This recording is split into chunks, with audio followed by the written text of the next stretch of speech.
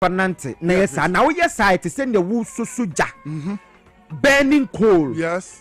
To say susuja, and you're gonna pempim. Sa pepe no crap. No crap. Piesie you say, Obi a yo boni. On one who say, my Piesie boni, my any be. Then so Piesie one share. Ne ho kire no wasen akwa ne mmoa. Ade bia wo hia bia na ne ho kire no na brabom akwa ne mmoa. Nipa ne te ho a ne tibua, ne conscience. Den ne beka kire no. Agi nipa won suro Nyankopon. Ba so obi ye obone na wo de papa tua ne ka. Onipa ne nu ho a onya no forever. Odakra wonda. Ensese bia oda. Se nipa na nyi obi a wo ye ne ho so no de onsuro nyame na bone a na obedi a na wa ye obone kese but wako nipa ne nkyɛn asa akɔ ye ne mmoa wo bre ko a ɔwɔ na ho titie mu. Mesi se osakra na adwene a ɛyɛ forever. Endane bio. Ba ye obi mum so ho a obɛyɛ ne papa sɛ den still wo nyi waye. Ɛno na make no. Ɛno no wɔ hɔ na ɛsɛ sa nipa no ɛbɛifo. Satan company. Ɛyɛ Satan company. Wo ye ne hwie ne. I say your friend say akokɔ. Obɛsa sɛ de akyara kroma enye. Enye ne fe akokɔ ba. What did they make a na say? Satan company. Ɔno ye ne hwie enye. Ti nipa bi sa na bia no de space kakra wo mu a. But ɛno nkyerɛ sɛ ndai papa ye. Dabi. Yentimi nyai papa ye da. Okay. Eda wo be jai papa ye na bia wankasa nso na bia wo ti wo nhira so. Papa ye de da bia Piesie e wo se yenye. Eno de ya de kan ya brabo ho. Okay. Wo yi free manyi. On the contrary. Yes. When your enemy is hungry, feed him. Yes. When he is thirsty, give him water to drink. Yes. Ne ho da so in so doing. Yes. Udija ene go na pem. Me da say.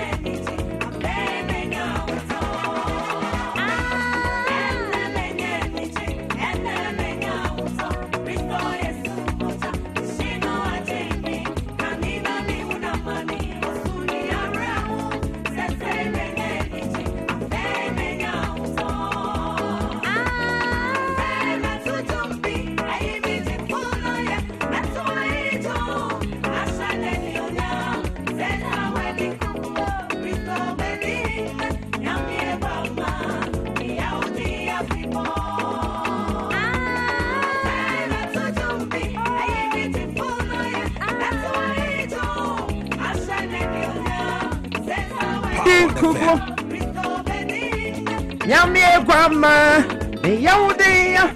Yamie grandma, Yodi pay this how I welcome you to the show on Dwabo Ase on Power 97.9 FM and TVXYZ. And I no pay. Let's talk educational consult. Some in culture say, we ban no one kind in put him ha. Ebi out to suit Labadi, uti Ridge, oti ebi Laboni, and as a cantonment, oti East Airport, Spinters Road, and as ebi Sakumono, and out to Lashibi, and as ebi out to Tema, and in put him. Suku ba kwa betumi do bana ba Let's Talk educational consult ye isu the curriculum and as a Montessori curriculum no and I de kire bana de and no pay ye entrepreneurship na public speaking ye technology and art it do bana ba boss and kasa ho bete akwara kasa sa panyin na pro ade agu nanum Kolada dwumbe bia de ede ne se ye kosuku 12 months ne nyina nti wo ye adwuma nkola makwan na wodwen ho ni nani mesre ade bia akwara ne be kosuku 12 months nti ye je oba no from 6 months bosom nsia kopem emfie ensia fa oba ne bra na ye ne no ye kyere na de na nadwemu mie Teshino Ngwa State Mango Street no so ha na obehu ye for 0249 069821 Anopema men koma menu anoma kwa ba na menu omo emfa eye de obon krata no nsem no emfa emmere mo nsem bebre na pie mu de obon krata no ye be ko online so na akwa kwahwe ne etwemu ewo ho akwara kofi da akwa atrase me yankasa menu aba amapoma checheku wono so atrase wo ha mema nyina ache na anopai yenua bibi aboko nyame monti an vimnim mema nyina ache na anopai yenua still vimnim mema nyina ache na anopai yenua asa we de kakrabem bibi aboko de nyame adom akra weekend ne ko sen oh weekend di man te wonka Bani to de bia na vanisa. Na do ho kwesi kakra. Na won kran ha de. O na me wakra. Me de metu kwan kakra. Oh me wakra. Saturday me wa. No nyina no ana me wo. Presidency. Sa. Se man panyin ni kuruma vice president ni kuruma. Na me hwe akire. Na me hwe akire. We yi bia. Vice ni ho. President ni ho. Akra is in charge. Enye sana mama no so ka. Poma. Yes. Bibi abako. Na Israel for ne. Thank you. Enche bro muska. Anope do bankrata na ba bibiri. Me hwe bi mu anope nti me nim nsem ewom. Me ne me constituency nim ne wodo bankrata no. Yenkum ena no pe poma me nsa semfiri ho.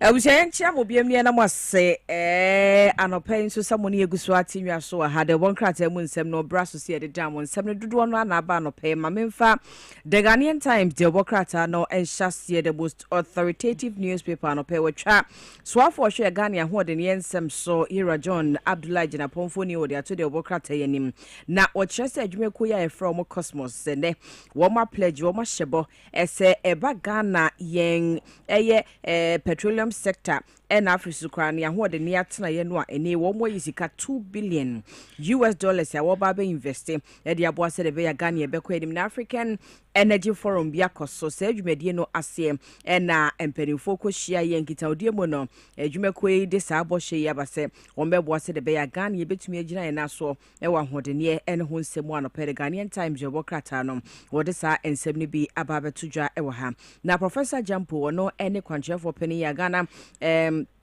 Shippers Authority wodano na no pe wa babo nte dia tudwa de obokrata nso edi mu nsem bia be chesa ban e wo peni so obehwe ama Buankra Inland Port no ya ye na ye wie na fe edi dwuma sede e wo se edi pepepenti odenani kobo ho kwa pro eni engineers ni ade ko hwe se ne anema hodo si koso ho nanumu ene wagina simpie ni apaso odi atudwa chesa ban be wie sa project no na boama eni so adi hunu ntia ye se be ye Inland Port e wo Buankra no mi ewie mu die no so na Buankra Inland Port ye ba be complete say ye complete ye be fa he na de nema nako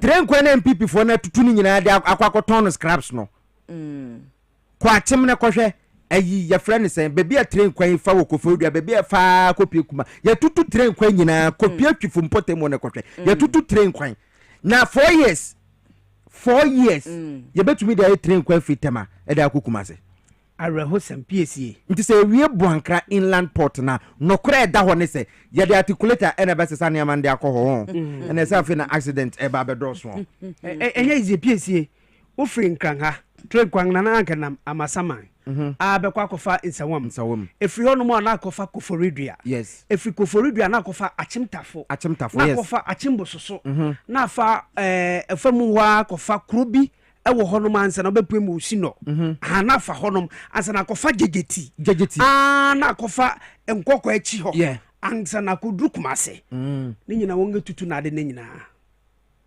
honom bia mabobobodi nyina and interestingly say training efrin kan ha every town anasa mantem biara obedu no ogina obegina chimbo soso agina chimtafo akogina masaman ebegina nsawam akogina gegeti ansana if you no makofa nkokọ echi ho eti e fa ho de krobi ani ho na e ko straight enti nanka nuanga ye di ba enkran no dodo no nanka mfa ka kwan so enti nka befa train eno na na makwan ne che no because enua box site ne sa ne man na e fa train kwan no so ene ukopie mu e wotakwane ne mpotema box site aye tu awaso ene na ekeka ka ho se train fa mata krade biom enti wo be connect pa tracks esa so be 20 boom sa na omo se kwan no so ho na nipa dase ni aba betena se wa ban mu wo se me ya de ye ono atrain kwan no wanye bi o forget about them pakadan kwan no na joma ama na hyase munya sanse mu na ya na mo ka pakadan no ho no pakadan joma ama hyase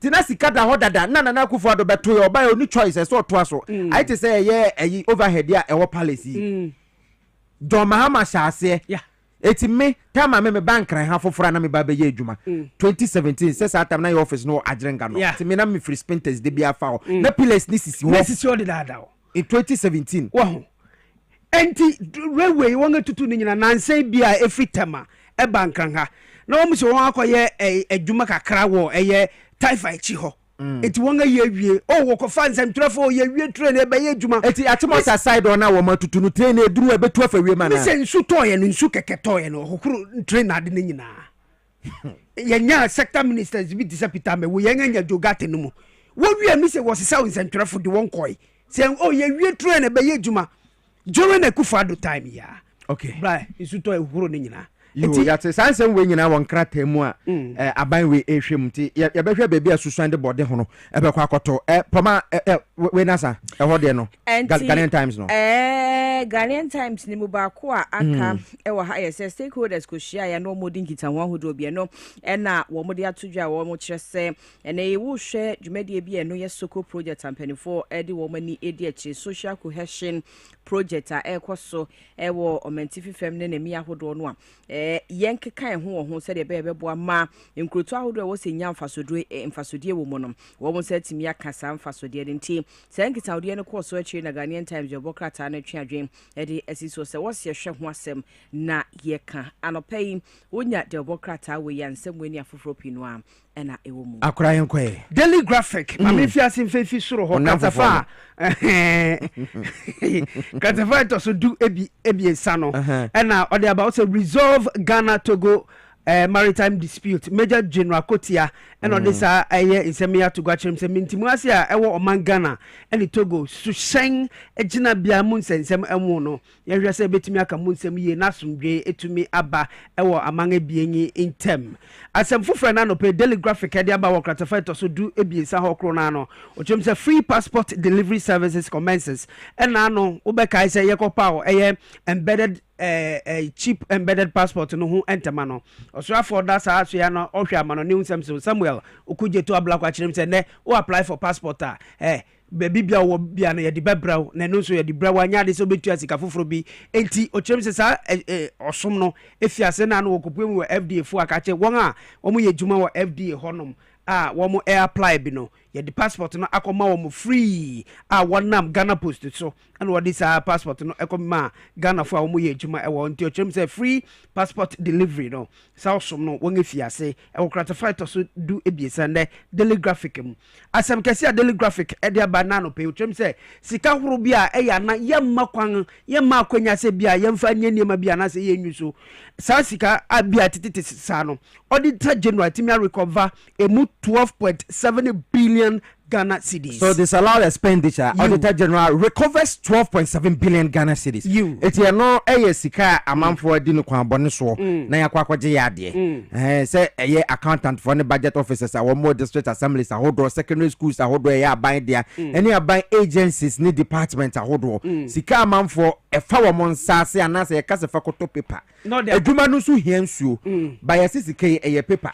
Na odi akoto nsuo ni nyina ye ho nsama ye tumi ba enkrata no mti Auditor General atumi achinchima manfo sa 12.7 billion eti eda he sankrofo no wono mo he ede na mra ne ka efa sa ade no ho I think say we have to find time na yetumi edi sa ade no so ho enkomo e wo fidwe mu ha say enti na the big one on the front page of the Daily Graphic right yo ntima me face ma me fa the Chronicle Dwabo Okrata ne to aso no pe Chronicle mu no obo amane wa ha yewura jump nkomo no ano e na no pe wo masan edi bia beto the Chronicle Dwabo Okrata anymore ma assurance say ye be complete Buankra port no all the stakeholders na edi nkita ho all the sansemi to wo manim na krata akroye nim no che se efutu akode ma ebibre mu amampanifo ahodo se ye koye nimu an ya so mo ye reforms anansa kraya ahodo wodwumadi ahodo mu aya won mo hwe evidence based reforms ya ne no boa enti wo mo hwe no mo pursue sa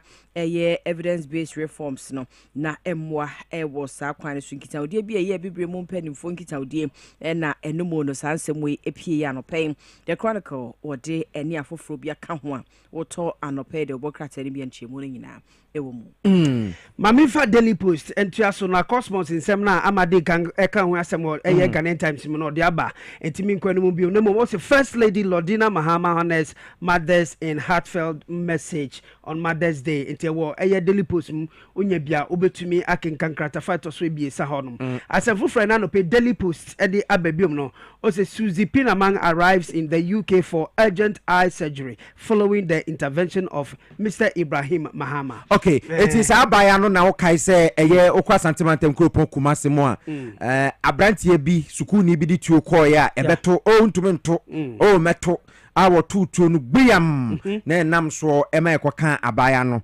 wonom de no ko konfa no chesesi ano ese woko eye UK nti nam so ema ye Ibrahim Mahama wono de sade ne de oya de pa se obi ho kire ne pe na se omusuan na se wote a otumi kokoboa ena ye Samuel Okujeto Black one so any UK High Commission kodin kita ho se we de wasrada womu hia emergency visa na wom de akọ UK nti sasem no ni nkiremu eno no nti wakwa kopie mu ho ma yengira eye UK hwa mampanyi John Dramani Mahama ekopie eye London and Rwa na President John Dramani Mahama kopie ho no kosra Vice President Professor Nana Jane Opoku-Agyeman graphic aboho enkomo ano pay say President Mahama visits Vice President Nana Jane Opoku-Agyeman in London. President John Dramani Mahama on Sunday morning visited the Vice President Professor Nana Jane Opoku-Agyeman in London. The Vice President Professor Nana Jane Opoku-Agyeman has been in London for some weeks now after she was taken ill on Friday, March 28, 2025 and was first admitted to the University of Ghana Medical Center in Accra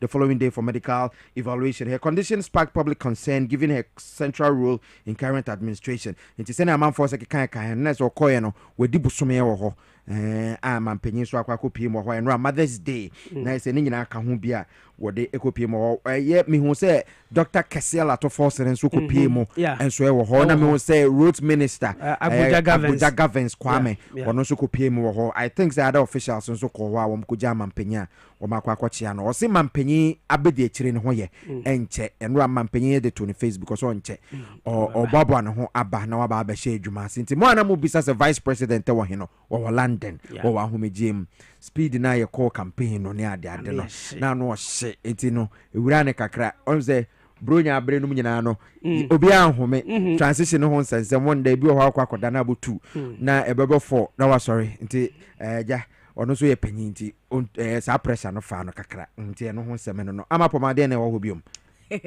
see we asa but then when na Mother's Day happy Mother's Day belated one you know e man nyina me ka ho bi my nyina ho happy Mother's Day nyankopon ko so enhia my ahoden na o my ye kodro honhom ba mudi esika dodo to me enye nkokodu ye ni musika esese ye hedi ana we deserve this garana oh you deserve abetumi akaba you deserve dia na ne sefatase di belated happy Mother's Day enko me mama Estefia kuma enu am friend manya no call it is and me fa bi mama Agnes Asanto ayeki ya kusua frempoma okay me mama Elizabeth ameya brakatu Elizabeth my Gladys also happy Mother's Day and obabia but ye bebubo bi mudin bi mu awon manya impact ya brabom enti my Gladys echiawo me mama Faustina Nelson or your board member of Ghana Revenue Authority ma'am my belated happy Mother's Day and me mama Rose Mensa Gazebo ono so e was sampa ono so ne ho dodo no kakra my belated happy Mother's Day nyankopon ensa yare and First Lady of the Apostles Continuation Church mama Elizabeth ameya barakatu me mama no ono so mama me ma belated happy Mother's Day e ma na doso ya mamu nyina belated happy Mother's Day nyankopon kama ho no mama ho de monko so anhwe yesa bibia be kama acquitted and discharged monko akora ko fi da ko na poma chechiku na ati omonka so mde de obon krata no monsem e de ebreye na kasimanum na abo nonso e wo fidie mo ha ye bekwa ko fa agudie monsem enso e de abrew e wo ho Enchakra bewremo Haxa Mr. Haxa capsules and now no pay sa oyam ka oyam ya did you boss oyam so oyam drought to send it yet get him a quagumino and as our boss so dan no dia na gina bo mamen ka for Haxa mixture ne Haxa capsules and famo na no pay signs and symptoms of ulcer no ebi ni say esa want to win the now sort obi o ho boss o ho na ya nani su bribri no eti mamen ka for axa ma ene FDA the stamp team so say panyan say all satan for back up enti unya bi na no no be boa na all sa no abrena se deku ama won so ho ato undi 12 years I want to be numbe onye ma want to be numbe and our ma oba no for so want to be numbe pharmacy shop bia Ghana ha bia obenya haxa mixture ne haxa capsules be aduro no ho ye green ye numbi ye nsuo na bi wo hon so capsules ye be mene enti uni nyina okwa ne ope no na akwa akoto so okona se won ti bibia se afre 0240238310 0240238310 from page for bejo so Jukat pharmacy wakaso for Mokoho tema for be call Little George our tema community 5 we of Little George bibia boko dia mechewe na no pay Cats pharmacy so Madina eno exi pharmacy bia obenya haxa mixture ibi na wonso oho ato konakonumbi na wonso oho ento abrante na ba betena se ne de kojo fosu fandi on kwa na betena se wa ha o spelling ni din mai yesi entumi spell udin na de bia betena se na ba be spell udin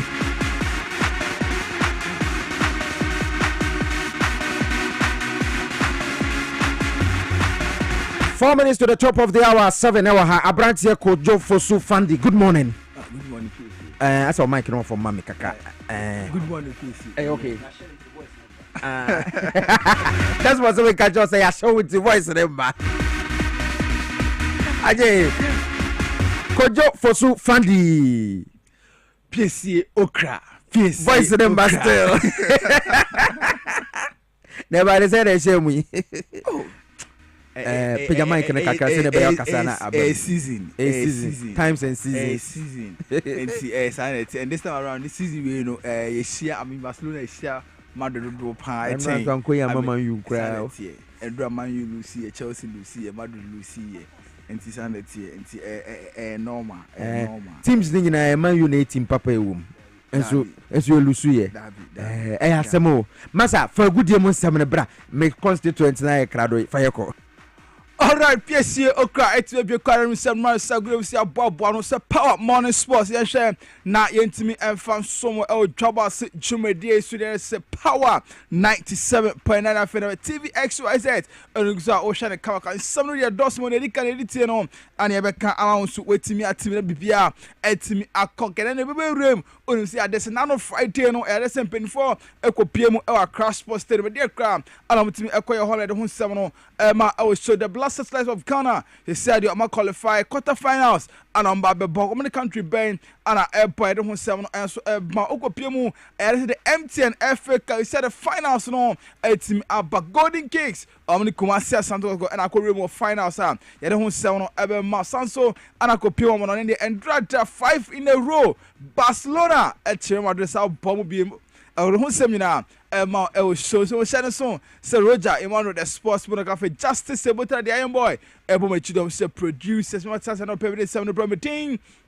I'm just saying the praise himself F to the A and DY for the issues and I say not meant for the PM or the crash sports tournament not on the Friday no and so PM no and a May 9th the back Ghana has here never a fan a good year who 7 and say a Kai 2001 May 9th and no ma a course at Ranchama to on my Ghana no Afibia no May 9th biano in 24 8 eco PM or the crash sports tournament baby you see starting out at the no in 24 a corner share next one where mamre at the Kakai a year Nkofo anase nipa ehwe omonko 127 nkofo nkwa and team ehwe omonko e May 9th disaster and etimi cause na say across the folk and Kumasi Asanto go matcha na koso ana basa be ye bi eba e man police for ekoto tear gas e man nkofo etimi ehwe omonko 127 and omutimi ehwe omonko and no area ho semapa eto o man Ghana that May 9th Friday no and 24 years as asem no etimi esi ya penifo koye ekopie mo ho na se bibia omutimi di eri bibia kwa share so ma ye nkaye eri kai omo a omo shomo kwa this a sports minister ekopie obi sanso ana ket years okreku ekopie obi stakeholders me brina etimi ekopie na afi upon the din eri Hubert Mensa ono so na founder of the San May 9th ni na share so ni na omo nyina etimi kopie ma bibia etimi ekon kai na honorable sports minister Kofi Adams eri sekakra atu dwa de fire gude mu nsama eno so koso echemu say May 9th na ya ade ye na de bia May 9th bi edura na ya ba na ya be kai na so still na ya gude mu nsam no e say hooliganism no e koso so chemu a e se ehwe na yi sa e hooliganism no e de free ya gude mu nsama Honorable Kofi Adams Edituja. Gather here this morning to commemorate the May 9th incident in 2001. We must not only be commemorating the day, but we must be reminding ourselves as club owners, as technical team members, as fans of various clubs and lovers of football, that whilst we chant and support our teams, we must not move these chants to the levels of what? Violence. Never again should a soul be lost. The loss of Pole recently shouldn't have happened. And that is why the government of His Excellency John Dramani Mahama and our ministry is determined to collaborate with the FA and police to make sure every single person behind this act. Entiano and some honorable minister Kofi Adams said to Jade Hunsamo and Amawiano and a president at the Ghana Football Association and a second vice president to CAF Racket yes Okreku and so Electoral to just say ban hooliganism and now they say same man Queen Okrah away good munsemu. Fortunately, all of us are gathered here today to remember our lost souls and also continue on this unique opportunity given to us by the Almighty God to fight hooliganism. Hooliganism has no place in our football. We continue to misbehave. If we continue to be hooligans, we will continue to lose lives. But that is not the essence of football. Football is and will continue to bring all of us together. Football must be enjoyed in a safe environment. And football must ensure that we come together, be ourselves, enjoy, and go back home in peace. Entiano and Smacket, yes, so Kirku, and to Joviano, our Sansa Casacra, at the far, and not Pole, a woo, or in short no terms of justice will prevail. There, Nipa. Or this kind as a Nipa or Timichin and Napoli and Coffee is and the Obe Momoting, send the Tibia Nipa Chrono on Bechano at the Kujam Renim. Even though it's not connected, few months ago we lost another big soul in Pole through hooliganism. Is that not the case? As we speak, we've not found the culprit. I'll use again this opportunity to encourage the police service not to renege on their chase, to bring to justice the perpetrators, the people who caused the loss of life, who caused us to lose Pole. Justice for Pole is still relevant as we continue this journey of remembering the 127 plus souls that we lost here. Entiano and Summer President Edward Ghana Football Association Ketias Okoku 18 82 Jade Hunsamo at the Amaye Franco Piemo or some from Mudia Onu Sen Amia Tumandano I said the Black Starlets of Ghana I say Omuchina Akwana Samuni host nation Egypt and they were way under 20 Africa of Nation Ekoso or Cairo Egypt home and Sem and Timon after say Ghana ye team Central African Republic Eshom Kabakwa or my team NC at the Braca the group stage, the last games of the group stages in Ghana, a team about that top nas Egypt for the year, and a second, third best place on and I'm team at the qualifier. I'm a copy of quarterfinal. Said and then Yamia to Ghana, and your more Anna Asia, our game man. Yet Seminole and so man and Epa and his head coach, the Black Stars Light of Ghana, air upon team at the Desmond affair or the summer to the HM. So much ready a Mungamu. I'm fans finals. It's a match way. I guess I know so to me a qualify match way. Now compare the semi-finals automatically.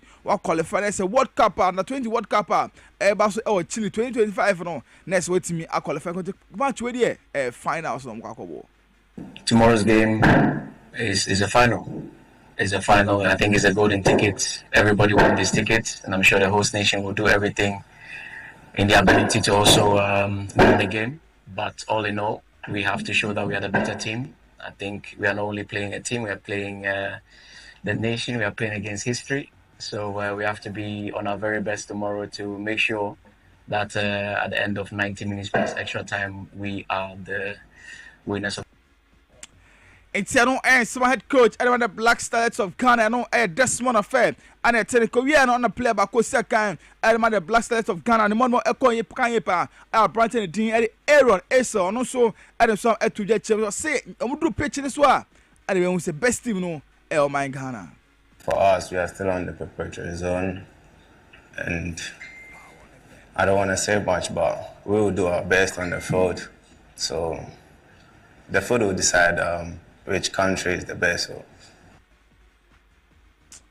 Entiano and Semano so of course all the Black Stars for as a press conference and of course come the whole seven and so man semete in some da eba and it's appointing Dean and Jerry a free yak about said go with me free and at 24 a company say never and it's Brighton as also returning from a CD logo for and so a camper wait to have a PML Black Stars life for camper or showing him say the match no or bet me na bibia a team account carry who seven and so my friend the uncle PMO takwa ho and I said the MTN FA Cup no etimi course and that there na takwa ho de ye papa sanse takwa ye ko PMO ho ma bibia etimi konka na neba and say our Trump divisa etimi akotena fie ema ebobokwa na din e golden kiss etwa no ebo na kamiansa when timi ensim at the back at the end of 90 minutes no na say golden kicks etimi win at Trump divisa ma qualify to the finals of the MTN FA Cup. Another game a course and Dradano and Kumasi Santo Toko and Brekum Chelsea we are no na Kotoko etimi as the only goal at the tia Brekum just may say Kotoko as also qualify to the finals of the MTN FA Cup. Yeah, the 7 and so Emma is a match no say and a corner and a golden kicks up against Ebokwan team at the Kumasi as Santo Toko. Our finals no na after the match we start trying to visa etimi a winnie and on a set upon the team at the Godwin Atram at the second crowd at to HM. So see, I dare send the team no near how and it's a season we no or Tom players ni be brave or Tom players ni be brave. Echo one say no can be and a man team no a team lose here. This we have achieved, and next year is going to be a different thing. We are actually looking forward to win the league. That this year also we will transfer so many players outside the country, and it's also affected us in the league. But we play the FA Cup with strategy, and today is for golden kicks. The Almighty God said it's for them, and that is fair. So. And on Sama Ora Godwin Atono head coach Edema the Trump divisa at the seminal and so Emma na Brighton Okrah the money more a concaye pa Brighton Dean at the Ousu da Costa on a second Edinburgh quality at the golden case on also after the game no on the same to the HM say finals in there and ya the so musrobia say Kotoko say wine eba or so musrobia.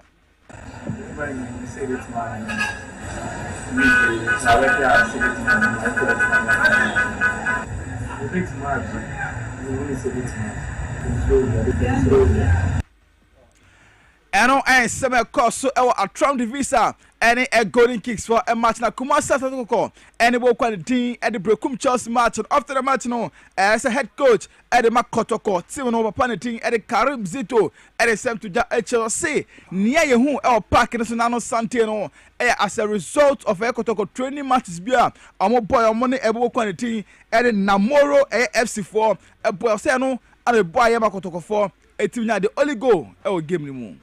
When you watch our first half and you watch the second half, we were more aggressive in the second half, more than the first half. So go back to the friendly match I played. The first half, it was even 1-1, I think so. Yeah. The second half, we came on there and they will give them 5. So it was a reflection of what we did at training that happened today. And on Karizi to editor Jana Nipa Unya the only goal Edema Kumasi Asanto to Yabarton and Albert Amwa also at the same to Jechemo say the Kwame only Kwame Poku a pair in a he said a farmer with some who near some year and into the moment to me and yes I go on. I say Ubiani like Ubiani you're good. Oh, until me as a player and media, coming to be good. Media, see a Koshegula, original. First, me, yes, I understand. But she said, oh, or I say, only some say, me, say. It's a no, and I'm more such training grounds, coaches, and even supporters. Only a boy, I to me, yeah, understand each other, to me, about game. And Albert Amono and a team that they only go at about Kumasi and to call a team qualified to the finals of the MTN FA Cup. Now after I said Brekum Chelsea for head coach upon the team at the somewhat Bwedu. Oh no, as we said to the Chelsea also Kotoko 40 or man yashi also Kotoko Fanyashi name game a football here a game of chances to Kotoko and no chance no along with me a who you may and a Bokotoko and man team go no. There's not anything better than my team. They score us. Goal scoring is a chance, opportunity. We got it, we didn't. But what they got, they score. That's it. And I Papa the team it is somewhat well do and I want to gas or this as to Jana Misak a free year or also at the same to Chelsea or say I did some player back one. The team added Jonah a 2 quay or no or it's a branch and blow player no. And no NMA players in Abemubuya or my team and winning match. Yes, because at front, you know, how you see about the ball. And I ran in the area before one somewhere to make you have this position in terms of me. They are very clear, but the new option behind was a and I am 7 a course so now Saturday and Sunday no all the MTN FA semi-finals a course our Takwatiere Park no and the 7 and so am I moving through on the PM and so our Ghana 4x100 a relay team no I dare say uko PM the and I said anota umko PM I say championship air course ni na serve as qualification at the Tokyo and so our Tokyo championship and channel ever pass on I dare say Ghana a team a qualify come ya kwa PM and so Tokyo na this is said on my seasonal best on my team here time on my no uko PM the next 38.32 seconds and omutimi eye ohona say Ghana yetimi a new seasonal best and seasonal record come ohona aboa abibia etimi akon Ghana nearby conform to me boy am yetimi every ni sa relay no and say tosu mienu sa relay Barnabas account Joseph Paul Amoa and afa ukope Mustafa Punky account of Hussein Ibrahim Samrantewe and a 2 Americano boy ma Ghana yetimi qualify said qualification no yetimi enya sa tournament to so our China no world athletics relay koso our China and Ghana etimi ekopie mu bia metimi qualifier he said ekopie mu the next one call next one ekopie mu world championship ebe so Tokyo no Ghana etimi qualify come bibia etimi akon Ghana yanhwe nefa yan come on na yan sorry so e wo jumedi so onum say drata matches ni bi etimi koso Barcelona etina fie etiwo kwanatin e Real Madrid upon a Cambiansa and I said 9 Emma Madrid etimu miansa Madrid and etimi ekoto chede kania Barcelona for esimu so when na nearby die e wo no mchi Madrid bom a couple and 9 Madrid etimu miansa ho na onum say ban say e ban Clasico and I said bano La Liga said Kylian Mbappe ono and I say Abrantano Okrah goes to the palm or La Liga 26 goals and Abrantano etimi nyandrata or timina hat-trick in Ghana Bobo Quantin Real Madrid and Timmy and match no and so now Kopiemu of France and so they are Brantano team at Ousmane Dembele they said Abrantano Okopiemu the player of the season League 1 player of the season Abrante Ousmane Dembele and etimi edisi na Abrantano upon whom of the 46 matches Abrantano across all competition Abrantano etimi 21 goals and so hono boy bibia etimi ekọ ikan ye de ho sem no enso ema e wo show no so yemre ne ko enti e hwe ne fa twumede ni na emfansi na Dwabo Ase twumede no ento aso emfama na asra me ko no ma me fa nchia kese enko emfama Eric Brown ono ose anopewe o hwe enti Eric Brown chakese enko emfama enti ana che say o matonka Eric Brown ma me tonka ho en7 once again shall so Roger Emmanuel the sports monarch and I feel justice about the young boy. A bomb self producer outside no pay. Men 7 Abramadine. I'm trying to praise himself. F to the A and DY. Yakramo, ya call a chair waba, Yabape, Jumediano, to us on my.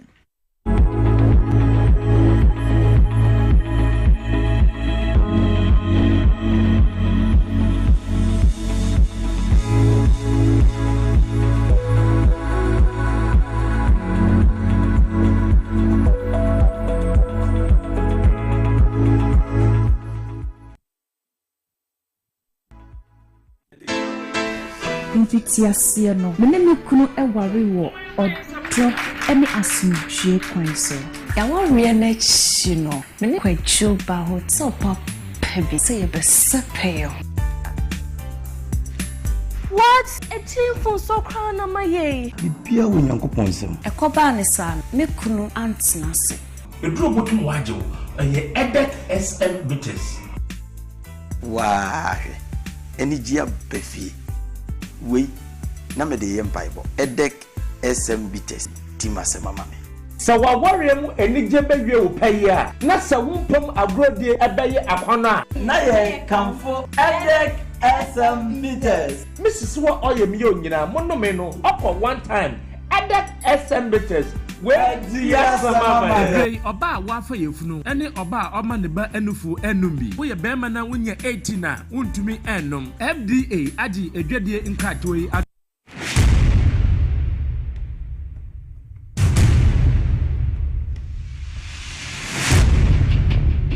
The average human body mass should have at least 60% water for optimal performance in any physical or mental exercise.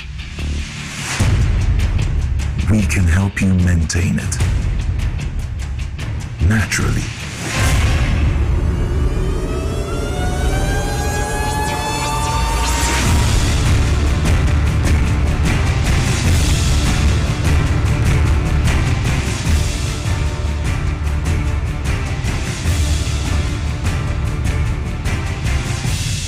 X Natural Mineral Water.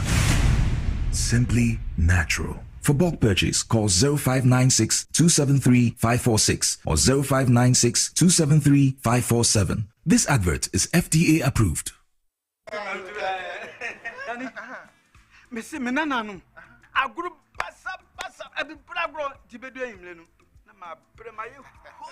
As for me, I take very good care of my grandkids. Ye dear grow.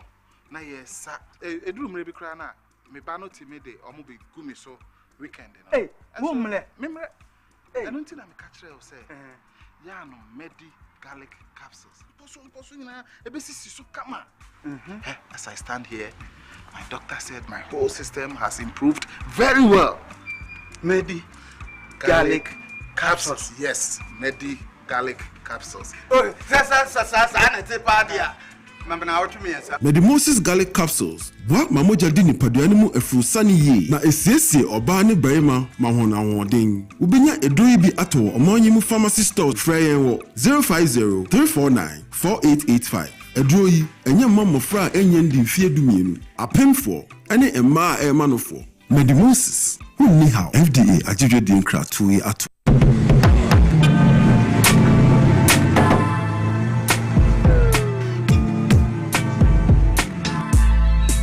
Welcome to AutoCheck Vehicle Diagnostic and Licensing Center. I hear my car can be checked here without going to Accra. Sure.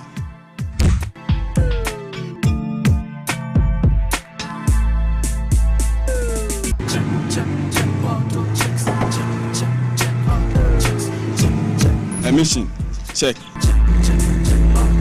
Alignment, check. Brakes, check. Visit AutoChecks at Koforodia Aquadum Road for the road readiness of your vehicle, from saloon cars to heavy-duty industrial vehicles. Madam, your car is now ready for the road. Thank you so much. AutoChecks, check. AutoChecks, your safety, our priority. Check, AutoChecks. Welcome to the Royal Dazzle Event Center.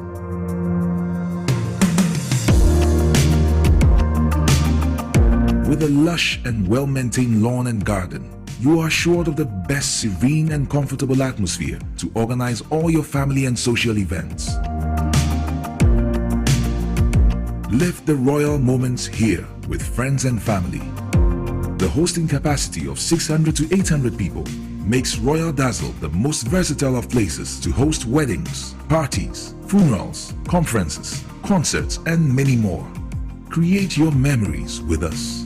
Call us for inquiries on 055-814-8585 or 024-620-2144, or pass by and speak to any of our friendly staff. Locate us at My John, close to Zoom Lion headquarters. Royal Dazzle Event Center, creating memories.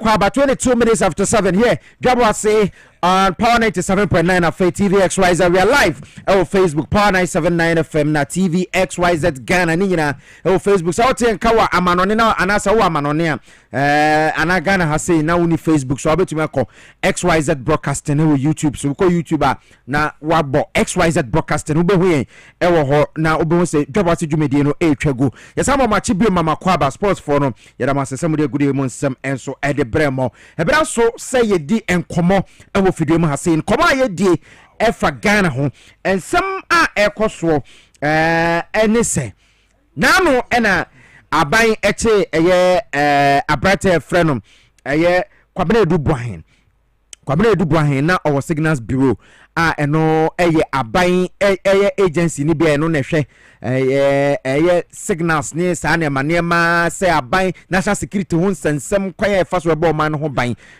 sa adwumedie no ena na wodi na nei wakwakodi nsensem ewo eye aban akache na ni nyira rese sika bi 49 million bi ex NSS NSB National Signals Bureau boss echiremo se nkrofo enya sika ni bi no se wono nkwa be kwakodem de won president wo se wo bubudin na wo hwe ne ababe kamensa wo ha na che se wo se wa cheche sika ni bi ama politicians bi enya bi wasa cheche sika ni bi ama political parties bi so enya bi na ye bisa se sa adwuma no hwan ne sede no se wonye se adwuma no na din ne won 70% obrempon ede yen ebekom na yakwa kwhwe sa ensem no sabere du bwahen aya watoto japade atata so te se tibom ukọ oya fa ne empate mu a West State baby ho de be ye 30 de na du bwahen dia oba mefe ha la enye easy wo japade yie pa reporter aka yensa ana ye kemu asem okay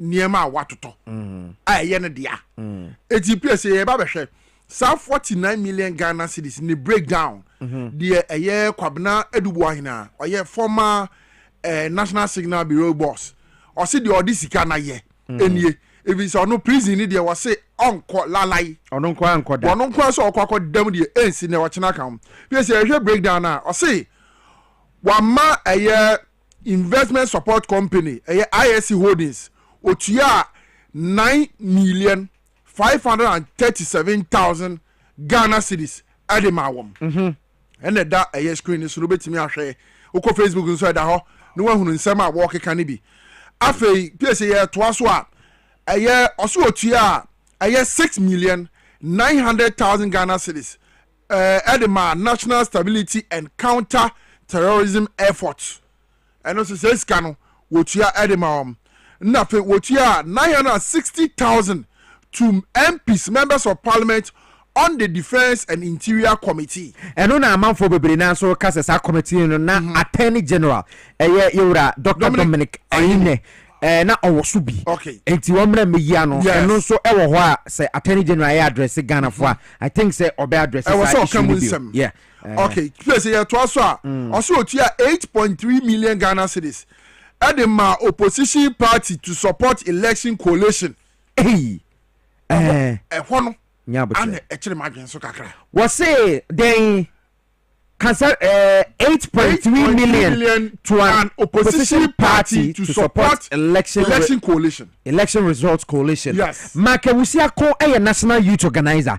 Edema PNC and a CPP. Mark, it is saying. Hello, Mark. Hello. PNC national youth organizer and Mark Ewusi Ako. Okay. Now. Kwabena du bahina some way ye kan opposition political parties I say ye chase kano obenpone saying 49 million and are you for the political parties no political parties in the 8.3 million Ghana cedis. Okay 88.3 million Ghana cedis no PNC for saying munya ye PNC mamfa afide so na minchia oni wadwuma for na yetiefo em say omanya ye wo mu say ya ma nukaridi anadia nke mami nke bia memu no anya de benya ntuma prefera na dachi man so ba wonum edi wonsa benkum ene betene yenna so bisan se yamanu kwaridi eni yanin ana yentimi anchikiro ma no ama dachi ma emse ena no ya na attorney general oye ura Dr. Yenini eba bontin se enye bi akoso awo national signals bureau ni maybe as omana answer so na yeni hujuma kata hye oye ene sabi dream a amanfo edidi wo man entwi beyen watwe atwam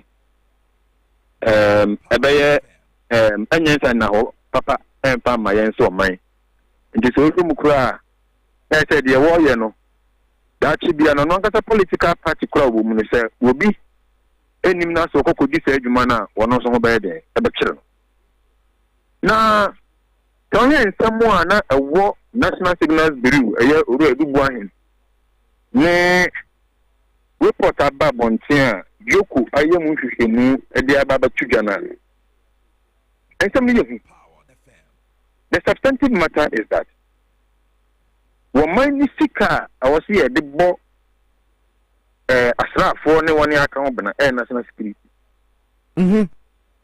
would be atumi atebrim says can register same company name and odio money sika no akwakogun na siebusano how the disbursement of the money was done during an investigation I wasn't the political parties sabi predia one on be sika so the ma ne kanfo so ma medini sunkuni it is impossible.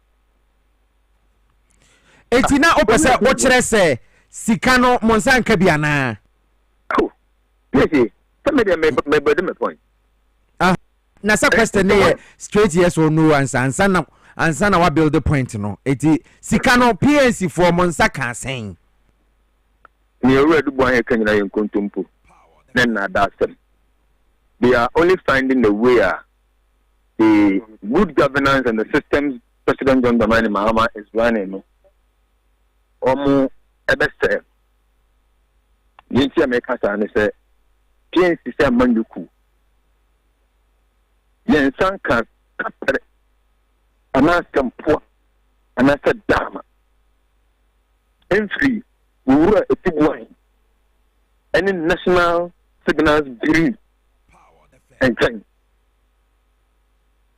yen sanka bribiasa na se ebia obi wa party room ena okoji bibi ena ebia wan kanche ma se wo ye youth organizer ebia na chairman bia na secretary bia na se obi koji bibi na wante a obetumi agina so aka se ebia monsa nkahwe ana woni party mpanyifo nyina aka sama wono maka se obi ansa nkahwe kesi bebi an konkonsan wo pa political party bebi an konkonsan ne kesi pa ewo political party the when the political party mo will be a share kura no wante I thought that kura na yen won kra han kura for na tino ma fere say sikaba be kon di pe sa our people's national convention we say dia me secretary and I'm a chairman and I'm a leader not party nente it is impossible you better because enye nyina na adin eye baako enti ni obi aye na enye no obi wo wa be ka se dadi me dem mpene sa and we have these people in our political parties Into a day will be a damn for newbie. And will be so damn for newbie. It is so be a car will be the catch ruby. Yes, I'm carry. Na never make a person for us. Woman, yet the mra and in Cheshire and the Cheshire man. Your national service bureau center. What do you saying? You were the Electoral Commission of Ghana. Yeah, mammy, Jane Mensa. The incompetent one, and I don't know. And to see a discovery of political parties there. And national security. At the end of the day, say, a miracle dawa, yeah, meaning Sanyambra. A miracle dawa, then it is wrong, must be repealed. Simply because the National Civil Bureau Center and no organization a mandate the almost political party to it. And to me, please come now, there's a Electoral Commission, yes, I remember to me. Whoever is giving me resources to run my party, or no, and I want the oversight responsibility.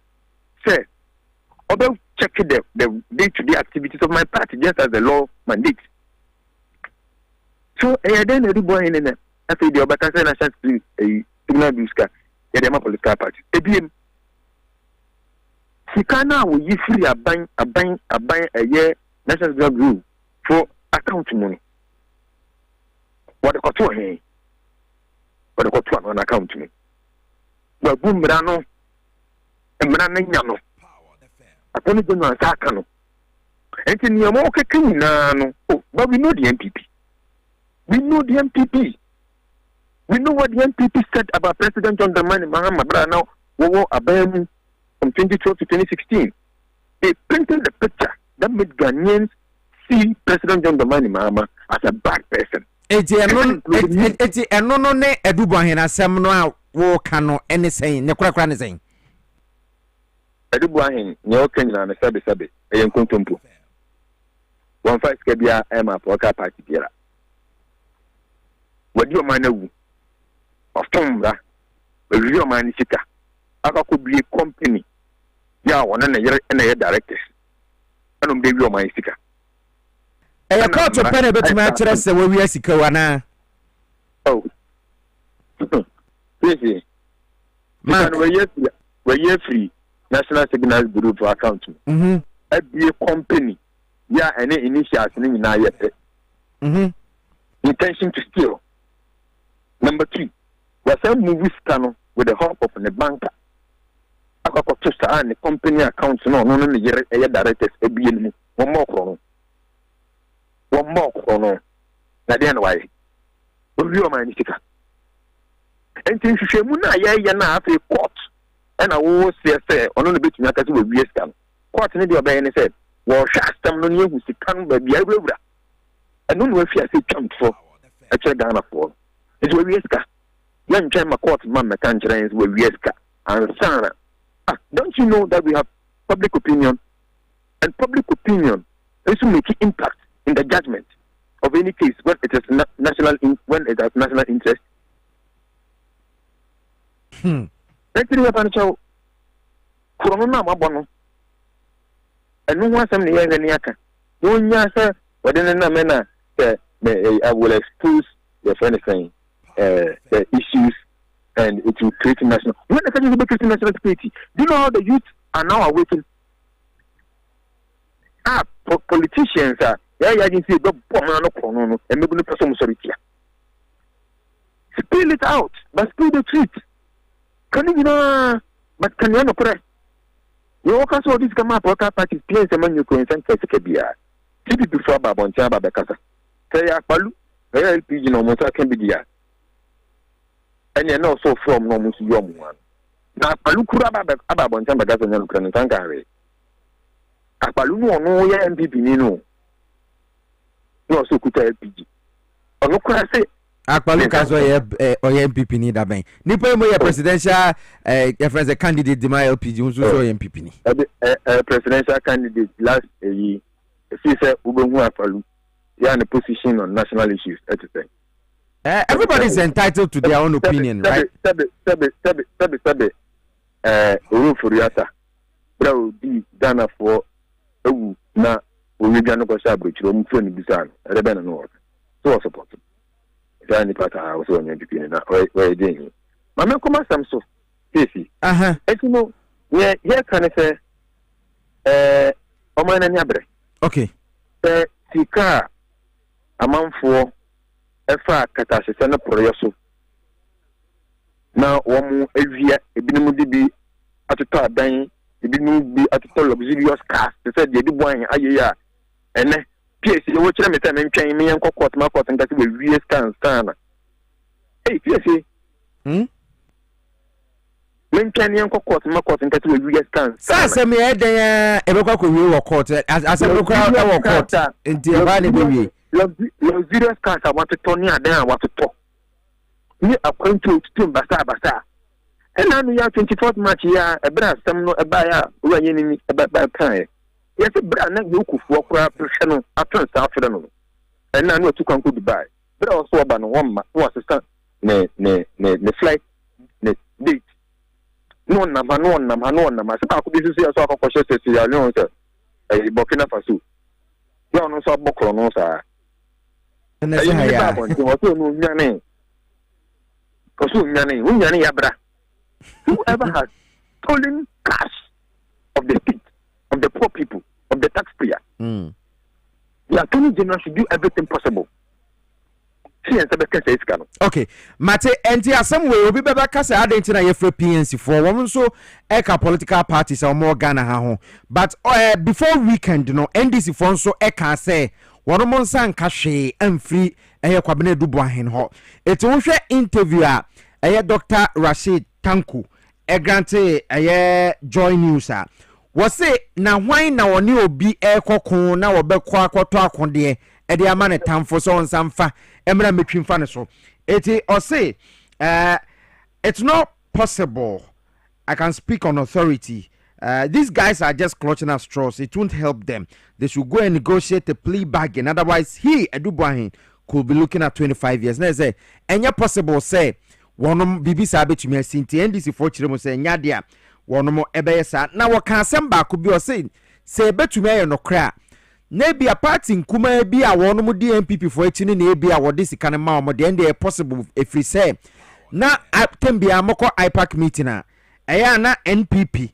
Tama say NDC sorry no maka say decision be easier taking on one month ya say na MPP ko gina easier chia eya na party nkuma bi nso ta akota MPP fo echi e bia wono mo e na wono mo nya say sika ni bi Dr. Rashid Tanku no Deputy Elections Director edema MPP nti no emfa yen copy a second conversation no what the krata bia kwa koma Office of the Special Prosecutor efa abato ho nsensem o sansem no etesen na mela wase near Ora computer Tanku Okrah and say one canchiano as a Mokrana Wakano. Dr. Rashid Tanku, a member of the NDC and a rep of the party on IPAC. And I'm a rep of the party on IPAC. Okay. Now, so there a bra a chemu and a better 2024 banner. There was a certain posture by the Electoral Commission. And now, you say, or behave as an arm of a political party. At a point, Okrah, one of the conveners, Election Watch, Electoral, said, it is like Gen Mensa is contesting for a position. And so the so yes, sir, and on Canadian Pananka, I entered before the flag bearer because whatever she was doing, media dancing said was side one of the political side. IPAC, a mandated body that came out from Parliament, and after Parliament, so in order to have a fair ground. They are contributing to the nation building in terms of electoral processing. Yente IPAC, that is the Interparty Advisory Committee. Now, sir, a kuno and more electoral commission, that they are transparency any accountability about your juma. In the years past, IPAC decisions mostly are considered because on a platform where all stakeholders, including the clergy, the police, the military, the fire service, the immigration, civil society organizations, and the political parties. That is their platform. Everybody now say, IPAC take a decision. Electoral Commission lecture say what can what the year because maybe and one more say IPAC decision is bound to adhere. And these are things that raises questions. The Kona Parliament Act, seeing you know 1 year, man. The Kona Kasa was a Arabian Electoral Commission was for the year, and then I want my better man, and I want a better man, you better know how you do. IPAC, it do baby no. Not political parties are you new one more IPAC. And yet again PP and Kasa. No more disusa. And this will be the most bosswa political parties they go. I'm saying that bida. Yantias here. MPP can and then then I asked, sir, where is your independence as a political party? Look, you have to check on my own. So say the idea, then we are not practicing multi-party democracy. Political parties ain't mean no more now. Ain't speaking on a position clearly. This is what was happening at IPAC. Before Electoral, there is a compilation of the voters register. Yeah. And you will say Electoral Commission. I do my 4. Yeah, Mammy Jim Manson. Ne boss man no money me tete no mo down no. Ayen katasro mo mo aso. Edi kan DVD machine say you have registration. Maku enum ayrai. Na sa DVD machines ya kan wasemi. Scanner ewum, laptop ewum, power battery ewum. Camera woman any other things are constitute the biometric verification registration kit. Laptops are what if you didn't munajra. Laptop now, who could you know baby? Who made to me and your power cord na the ashe. No more so. Who could you know baby? Who made to me and your mouse? Acto. Who could you tell on your mouse and talk? Who could you tell on your power bank? Be enter. Una power cable enter.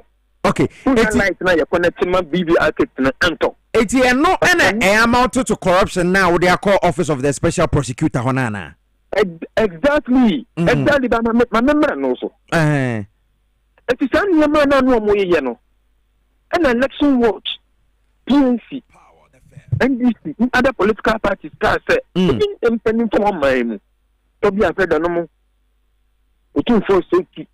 I said, Daddy, and you man a Electoral Commission name. I ran a do yin beba. I remember 2 and 1 to be another. It's a bear. That registration and Electoral Commission, I now, maintain once a bum. Yenya forensic audit into the register. Because if you want one, you need to see a Piesie. No more 18 years, you saw me if you book about the register. Minimum conform more West Central Region. I say, when you transfer, all of a sudden, I've received the message that my transfer. Illegal transfers, also names that were not existing on the system. And here, forensic audit. Then the Electoral Commission on the 1st of October called for an IPAC meeting. Our little hotel. Yeah, that meeting, the first of its kind, under the mention. Inviting media so that they can telecast every discussion at the coffee. Piesie, don't know what the political parties in dear next lesson now matter political parties in Kumanina. You send me the men made him in common. No matter political parties. a day or two before that IPAC meeting, and a Jerry Apple, or no, any the general secretary of the Liberal Party of Ghana, because the name is the director of elections, and was framed. In fact, the matter is before the office of the special prosecutor, and I've expected the office of the special prosecutor to conduct an investigation into this matter. 8 months down the line, special prosecutor Electoral election watch said they will look into the matter, but we may be contacted. From then till now, the office of the special prosecutor, you work is that being any some no Jerry, that's first from Crawford IPAC meeting is a brand of moons. Our evidence. It is a range. Oh, madam, about it. As I am in the haunting, I may be and catch through NTMO and Famayana. Yes, who besides say, the what evidence? My calculation, Yamami, or Mamma 3,000 Ghana cities. Why? Why?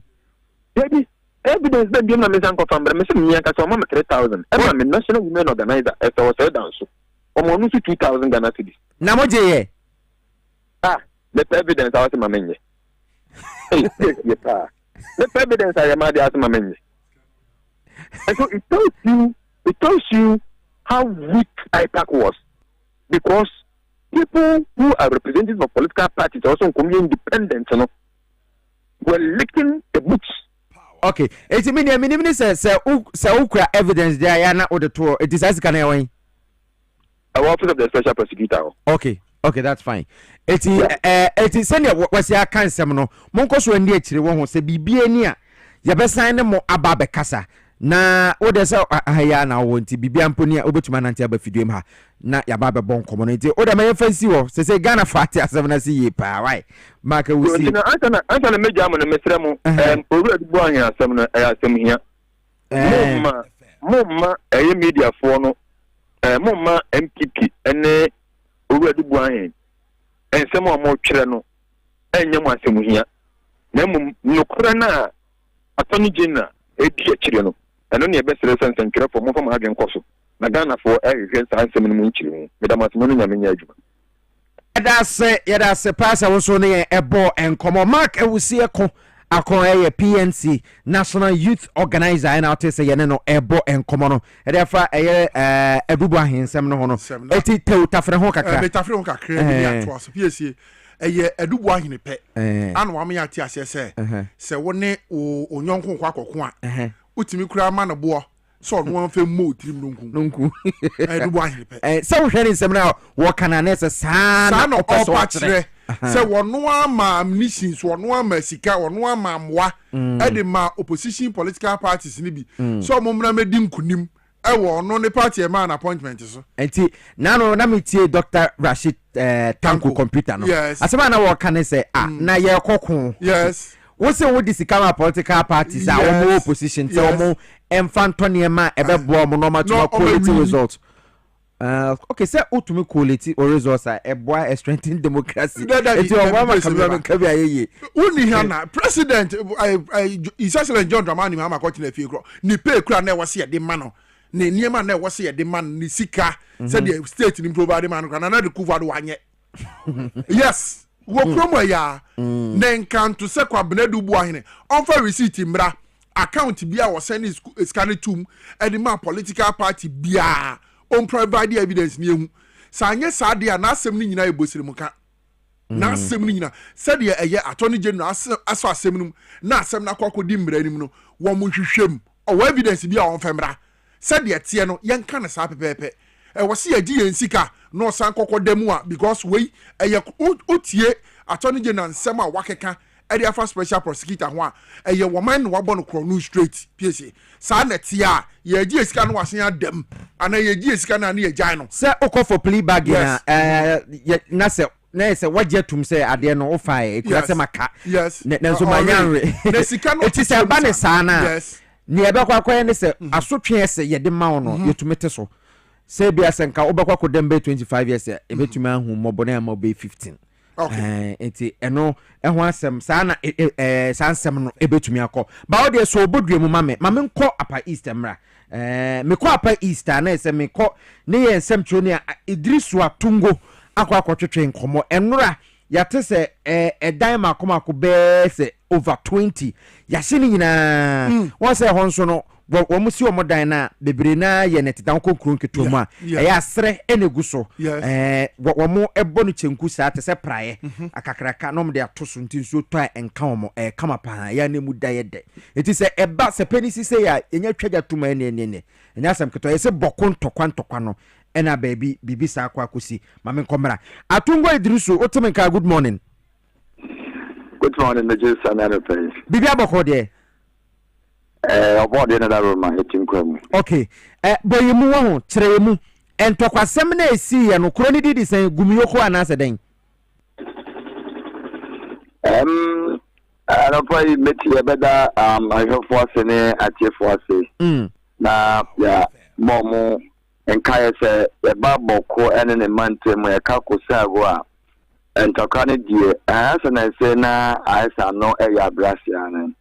After say 0242 the second wodi no magu akwama wodi nhihye papa enam His Excellency John Dramani Mahama Boshe say wodi asunje be sa baboko no na bibie yakọ na wie ya ne na ebe enene 3 days and I think say 2 akasa di echi na ya nche de hu adekode atu no eye enu echi na ya think say yakoshi Krobia aja sisi amenu kasa idea letimi aka ne se entokano asama na homre su bi ewo area. Okay, eti kroni di the same baby a wo mko hye dan bebru 20 no.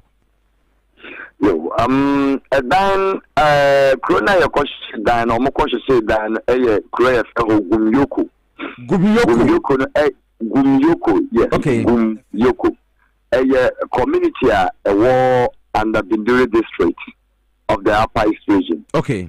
Na no clear woman say ya shishi dan wo ho na dan ya shishi according to the military and security no omo ho report on the MIA so eja ya tie ni say dan ba ko 12 and okay. Omo timi shishi na e ho na akoye omo population community dan kasa dan ya wo ho no in 20 now more can and said then drew 20.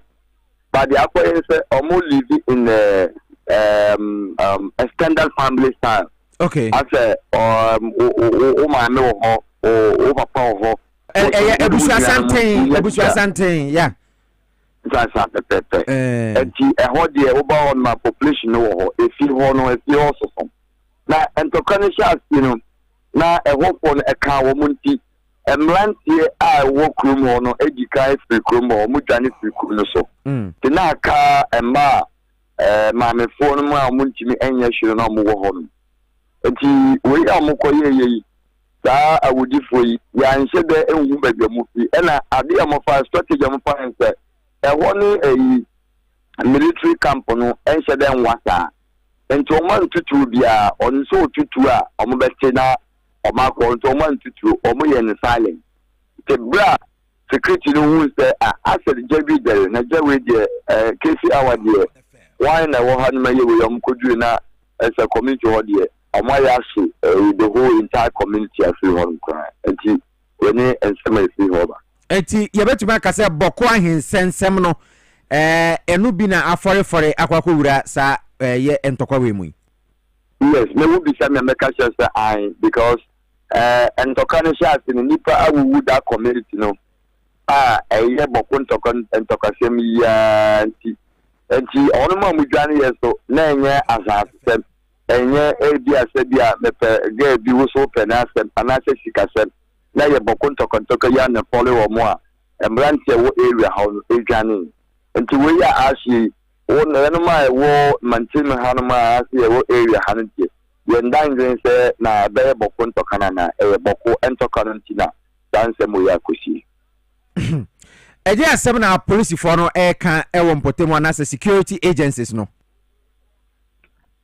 security agencies no say me no ka say enra community bia ben sa go yoko ho so e fe ho zoom tapelega yam say anajo no ehun say drones bi ewo soro ejabi tititi wo so ntina owu abeka se bi a elefle bai ense da enso nti yan ma yin say drone dey yin say drone anche dia na security military no atwa she community bi a eben da agun yoko honum no abro mu yi papa ai say me no ka say bida hospital bida oxygen the bia shisha oxygen ya yi bi no also ma call the regional hospital ko ama mo so anya ayaresa na nyabotre drones nam wiem yete na a police for na a soldier for akoho akwakoto ahye emrante no so kuro ben pote yo by information ya no na police for enka ho na ye soldier for on say I say basa ye see ya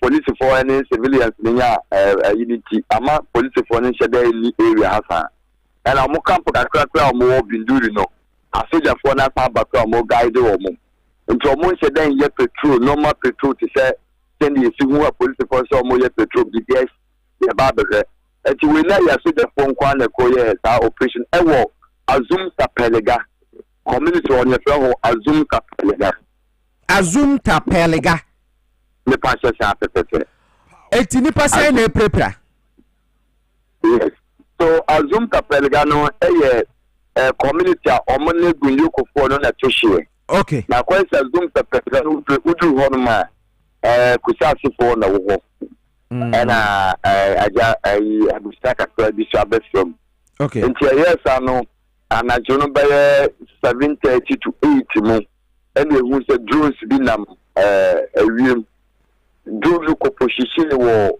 bunyoko ba bi amo hihire dan no drone fi ho na chinchin ya na yavu be dia drone fa fa ena attack ne ba ena me tell say attack na ba say ya usa man for prepare the hospital nte nipa dodo say na epra alright say am no kasa dia ifa ya ka mo say ya ko all systems you know ba kwa me call na nipa be 8 na omoda I empaso ana different hospitals na omuka na fe na misinam kwa mo ko ho ma ako take permission okay all right enti be jawa ma wako but like tie nsem num de waso to fom no edie pote na wote ya say bia no ene trigger soldier for no ma wo mkobo sankrofo no I said me no kasa yie the meeting akasa bi be kasa I bi be kasa because with security matters ye hu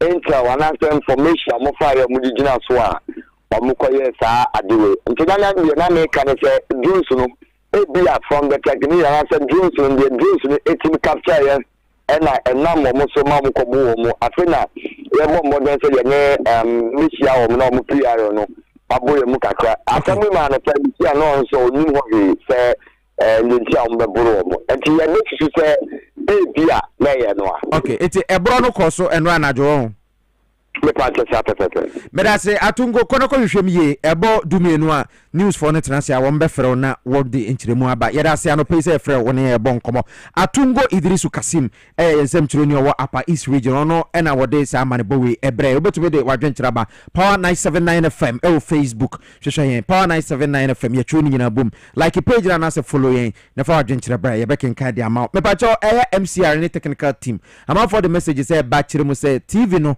sound no ewo from pa wo mo say nyennempo na sha asenti I don't know nti MCR ene technical team no mo nhyɛ no so emfa emaye enano pay asem no akwakwa bibia ho no abomi pusa onim de ntia if said nansenya na otumfo say to asantene wo bom modern na sensemi ofre boko ne mpatam panifo ne ahemfo wo ho say wo mu nhia wo mu ni nkomo edie na etoche ma die na ma sa mente me ho ase abribia na sorry na de ntokwa ede awuwo kunkum aba begina boko ne mpatam panifo na efre mo na efre panifo de ahemfo me ba na sa ahemfo na de message ne be koda ho eti okay so onyine ba na obebo dwadata no adwobrewo obi ama ne kuma mra fom sei na asem na kwakodu ye ka na say na yes bola so ja o Piesie na say bokomu juyo na why ye din ya yem nyina yesi o otumfo intervention ya oye e de asumdwe ba na say na che say bola so ja ene adum enso asie nyina no utie ma na bo se onam ba woro Piesie ensem say mi ho a lokre ne ha madwene o da bia meka mesi wo man bia na de wo say hi o man bia first eye nipa eti o man num wo ma ho bambo se de o mbetimi atena se wa hoodin mu na ekoba ne se nsemi gusu twegu wo boko na ade ba chi bia na etu okokasa afei wo mo dan o mo dam kura ne ye hyehye no eno so ba be ya asemfoforo de ato aban ne so mempo de na me free say gumioko no mpode kuro kitwe bi a obekọ na bia sere dan ne ade ba wo hwe dan na ya hye ne na nye sere dan ese utumo se nipa sada pa hwe petro e de agugem san komo ya ekoso yi otumfo ne mpanifo akese akabomu a His Excellency John akabom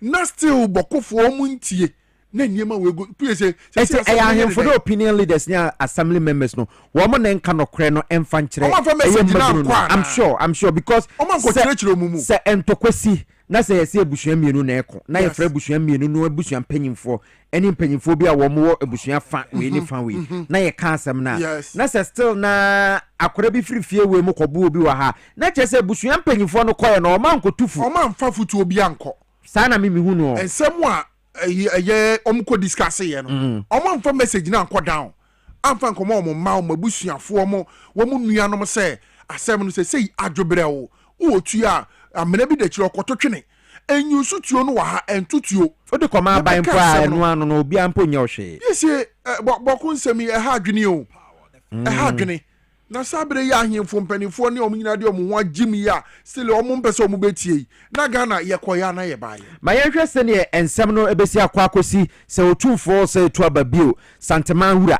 se woka nsem ni wi a na se still na ekoso anene yenim se ne yebesi aye no but nya botre aba nya botre ya botre na watwe nya bo enche but sansem we say nya security experts na wo mo be kasa se nti asem aye ka na mpanyifo koye is it say o man ko kasem na Honorable Mahama Yarega na emra se bedwani e wo sampotemo e de no no so kan fa sa ensem we ho asoja fo akwa buru nipa kronu mewe fini din no me de panso ase mewe fi gumiyoko ho no kobo ye no omo a wo ni gumiyoko fo no gumiyoko fo no okay bohye no ho omo fra taliba o se bibi taliba asa yi kan edu ai wo kan na kese metro o da bi emunye dusa free na free mitrimo eti ahọ na yakobro mrantia nipa emu nwotwe eda asupiti baako mu wo se wo kọ another hospital na okwa akohwe nipa dodo amu so epira omo OPD de nyankan na esa soja fo ni biri momo ye twen se Ghana Armed Forces edit statement be ba bonte aba be kire ne ntia sa birim no etume course e wo sampotemo sa what sampotemo na wo details bi aye nia mesra won so betume de aman wo counter details bi a babra etenom zongo cletus so message na wo de buy no makache technical team no nti on be work around the clock sound no betumi abaye ba wo Facebook na sound ne ba kama dia ye manage no asa ba radio ni dem ye sure say clear power 97.9 kasafidi eso ayenye ye to Dwabo Ase dwumedie ni so na wotwe awie ya asem bi si ye manfo say na samije mfi asem na kwakosi sen e de na asi wo samije mfi ne agrada ntem ni nyina nie samije mfi kwa yie omo say yie no kwa na ye osofo Niger Gazel ne papa 1 week ena sana memete no ena samije mfi ko Piesie say ye bat saade na Jageze nso de munim se woni NDC fo ana fa yonko sa eti NDC fo be ko bi na samije mfi ko bie ena okoto agrada wo ho according to information amensa aka no agrada tata samije mfi we ye na sesa samema miska nkoto petro samema mfu eska sa unim samije mfi very well as samije mfi enem nipa mu a eya wo avoid cameras especially so na ma one video be about bontia na obi etwa ne camera say hey eti wo jai party communication yi de ama hwan wo de say wo kwai and the party communication ye go who say na same na ten and o avoid this abranter one mie na no ankasa eti same ye santi same ko ne kan ho na agrada bae na e ba ne sa ye ntwa mfunyini no mtwa mfunyini same still me fu we sika meje na same se nya botre na owura ne kan mu e na okokan sika video no ba bonten na say same e kan dollars e de ama no ama for say same ye show mine and I walk kind dollars e de ama agrada NDC for grassroots no adwa say same na ye te ha ye bre okwa kind dollars de ama agrada and am for say agrada the way na no say tata same no na say same maniskara so we e kono me ba come me ba okay yes kro ni di swala tu da be nye no swala tu na kalba de ndi minim by krobi enye no eti enko back to sami jemfi asem no so okay ena sami jemfi di sika na ema no wo kan wa say no so we video na ena obi efiri ekire di camera ezoomi wura aka num ena o video sika kura sami ye wu say $, good NDC foot soldiers na edwa say adentina sami be yesa na wo $, kura di che obi na ka odi ko che obi foforo bia oh me can grada we beifo when I this ame akoto so mu you agrada ye beifo there be some mama wo agrada wo to no say dollar no say $2,000 kura na ya kan ukosesa menya sure mpo say ubenya your friend say 30,000 300 million wunya wo agrada wo to no agrada in 2012 was 2016 na agrada eye konfo na no nam no na agrada atoka ache o eti agrada wo ye nipa wo no wo nya sikantofu enfa ngu kamo say the argument na kwa say NDC for emmabunu no baby o mugina ne say same ye kura ye ne nam ha ye ni adwuma ye kura placards ko afiefiem ko ye campaign adenti na diska koma agrada number 2 NPP for ne ada nkrofo a wono mo say yura jomama speed no connect good governance ya de hu hia no wo arguments ne say same jemfi ya de wakwa kwotena gold border no eno eye government flagship initiative eba beboa na city na stabilize enti woni wusika no mugidi ana ena dollar mum ne kura wo forget about dollars bia ya pack wo ka mu a eno mfonyini ne nam no sa wontra eye Range Rover mu da sa time same car no use Range Rover mpacho Range Rover seat enti se sa seat no eti anya no kore se same a pack dollars sa mfonyini ne nam social media gisa wan kasa na wa sheda ye hwe ha ena opesa o say same din because Range Rover seat sa baby a wama pack dollars what was that car seat say Corolla Kwame o say the one the trust a picture seat ya de leather kata so ba say utu say kan na nyini pa yes Range Rover seat enti sa untene bi mu da enya fault but me catch raw enya sanity eti issue ne say same edi statement aba kum na yenti same statement okay aba be patch wo eti me ko same ase me say ko statement me kum na fe enu a the statement by yes was foot soldiers adena na wo ye no wo no same no wo taye adoye sabre ko hwe ne office NDC for ba wo sa wontumi mponye djuma nenso opeta me hwe obia ene ne kasa wohu eti wose ono de eno na no ye ndada onsesan ye nti da papa na no ye bato pa cho no onim se obi twa enye se same ne ma obi betwa ye nipa kro invade ni privacy wo kan statement din wi a mekon omo a wo me ye na boafo no ho very well yenhwe eye ori asame jamfi ni nanu di sema odi aba betu gya ne chelpa a odi aba betu gya wo one agrada nhia mu eni sikasemo a akobata hu o say folks, I have taken notice of the wave of criticism against my person in the last 24 hours. To clarify, this was simply a kind gesture to a fellow human being.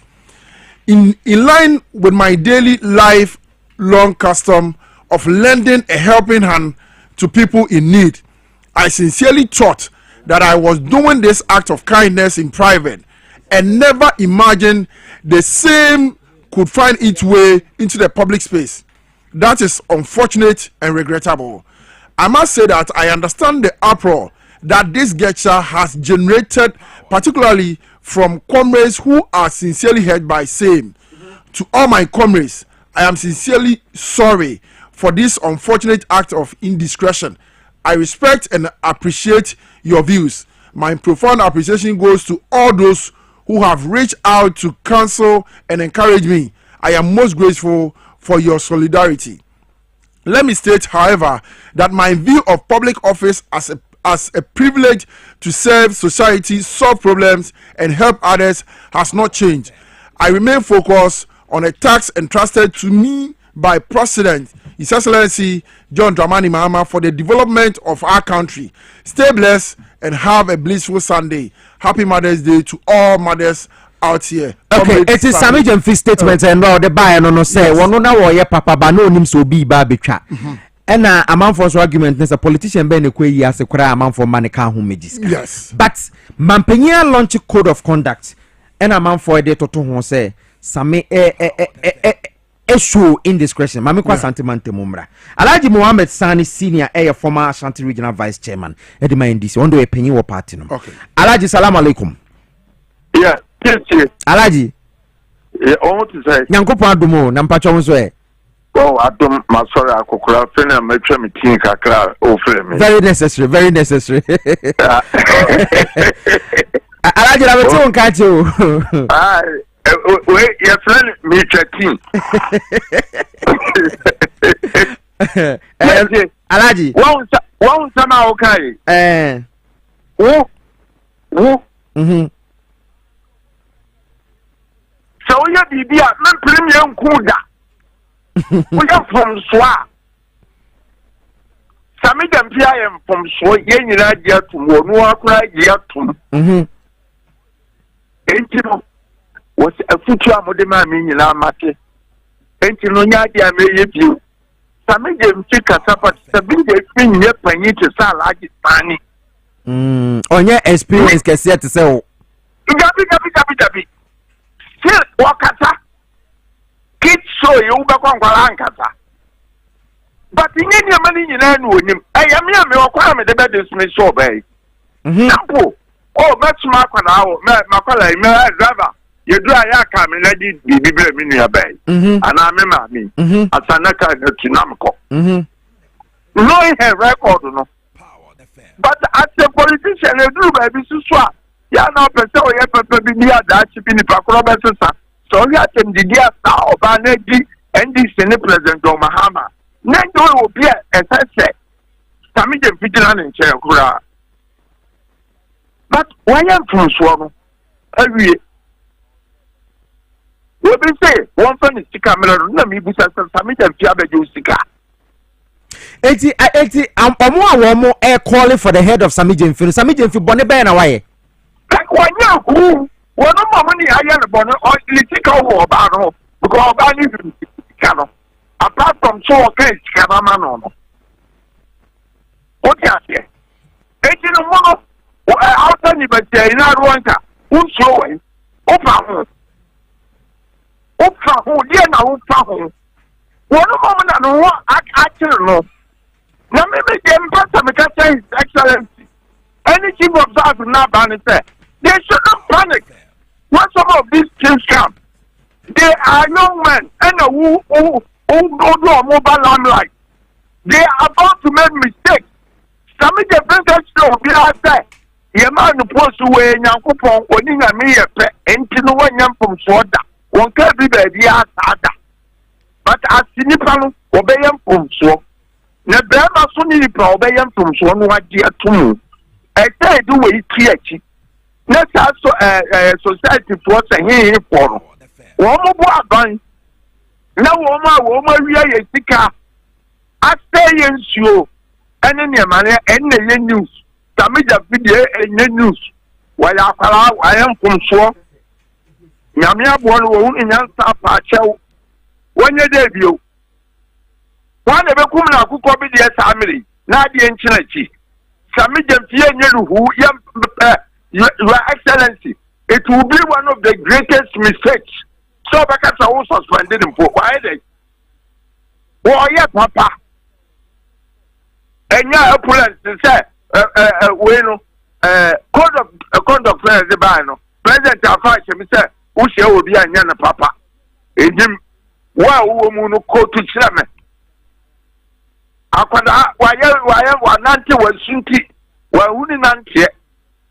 deɛ no ano no asam no atwa wo a wobɛka ho asɛm bia wo nie adwuma yɔ wei asɛm enti enye sami je mfide na ye no hu ye ba no wonye waya eno ase be plan se komfodu we de wa hu no a big lesson enti next time you very careful asa sami je mfiso na so nye de ne mo na mo sami je fa madafo adwuma okroma o krono akofo abo man no edoso mo mo ani enye sai sika no ne samija mtukura grada no self minister sika oba no mo sori a mo se $10,000 wana ko kan sika no mo nyina wana ko kan sika oba no kwa sika ne $800 mo se mo nie wu mo nyina ne $10,000 wo bi se an ko je sika ma o ma ni sika bia won ko je mira wana ka ti am se ukuta dollar Ghana ha Sami dem to call $1 Ghana high. Any other say cry. Me just wa wonu na ntia no was hwiase. Wa sori apachew. Mo peso ko lum puni na. Punso na so ko no. Akwa from so de wo yia eno obi aso ni me say sika no kan no. Oba lu ni na na oba ka so wo ya oba na lie. Akwa tutu na belwa. Enter sa. Maybe na mo so the minister wo yentari. Mo be titi won na yere. Adai. Ko we mo dia. Sami de bi Ghanaian. No bi sika no ko die e kram so kuta we. Ene sika no so no aba me di na bedwa mo. Wo bi na de ne kram ka do die no odi twa no. Na wo twa o dia so be de enye ku. Yes, comedian key ba. Yakoko be de no ye nkunu ma de enchi e be so na ma fo na ko jae. Ye be ja no. Ye nya ne fe. Enti no, comedian bi didi eno awa pa cha pa no so Ghana fo awo wo. Onye from so bia teda e place of lamlight. Adey. Na we some de bi Yakoko. When you're from so, also your civil society, we Buamian Koji Sika, MPP Soria, Buanian Quapam or Mufri, a guarantee for Niflas House so. Comedian Pina, what is Sikani Audia? Sikano Hadia, not to Koji Sika. Ah, I just said, Moda Sasina, one more Panadata, into Weba and I knew it in Yamiasi, Yes, I mean, I didn't know why. Okay, Alaji, going forward, no politicians saying that Osha young conduct here home our public spaces beside be an man for accessories, canis animal. So, the Obano, a dinner comedian film too far, Obano, so a car no far, Obano Naswa, and some come over say. Could you go down, and a flower Obano Naswa, and you are flowing your general way. Sa number saka umunipa enti we jira ha ka no dia pama na na so wo say jina yi so so muta ta moni amusi mumuni ya mudikum enti enye de mo pese mo say no yem pele ma mo say no yem panyimfo na e ja kire ya ba ifo ye ti ko hu na de ye ni mu hu na de ebeye boni ama sebe jemfi no ye be hunu we wonu akura hu na dikan apachewo semestramo from so na ba ye yigiaje atum munyina ho na hu ni se semi jemfi aye from so ma na ba bontese Alaji my friend see say I think say what to make your point clear Ghana for say and me from Kumasi information is that my sister is chief of staff after there's nothing wrong so but me still yeah I see there won't deserve any punishment to be won't deserve it will be a complete injustice to say that Saturday will hear punishment some days yeah must have now me I think came up for PMMC she can't move from Sana so please tell me the huh? Me too, Alaji. Which 400 cities a month. Afebeno. What's the papa? What's out that from tree? One. See, you are Ugandan is out. What did you go there? Below this together. What is make home? Let's have your friend say, don't let me know you. Office of the president, one mention, and I say, prosecutor, one mention. Yadi, some of them again and so a dollar that's nothing wrong. So with a dollar saying any idea, there's something wrong. Omunya dia wo mu keka no wa pa chew ya dia chew sami dem pie dia chew nyame kura hu ni se onye boni bia onye bo che na wo chew ba ni sika edo anu woni ni kunu su na gina ho muntimi nka so wo yo badrwa ne lie ena ye mu ya munya sempa be bia nka mfa no ena ma so mu de dem to pu ya MPPM fam ho ne fam ho tra Alaji all the way Alaji boni bia Alaji Mate Alaji, thank you so very much. Say anope your toyens afro one ya bon komo koso anko Okrah. I am afro Alaji Mohammed Sani Senior and I'll tell you can no crash out why you mampo e was Samijemfi office order. Those days no. Also no for one Ghana. Very well. It's no mapa dubenya ese a setup na agrada sete Samijemfi up into my NTMPP for na tema say but this should be a lesson to all our CEOs and ministers. Yes.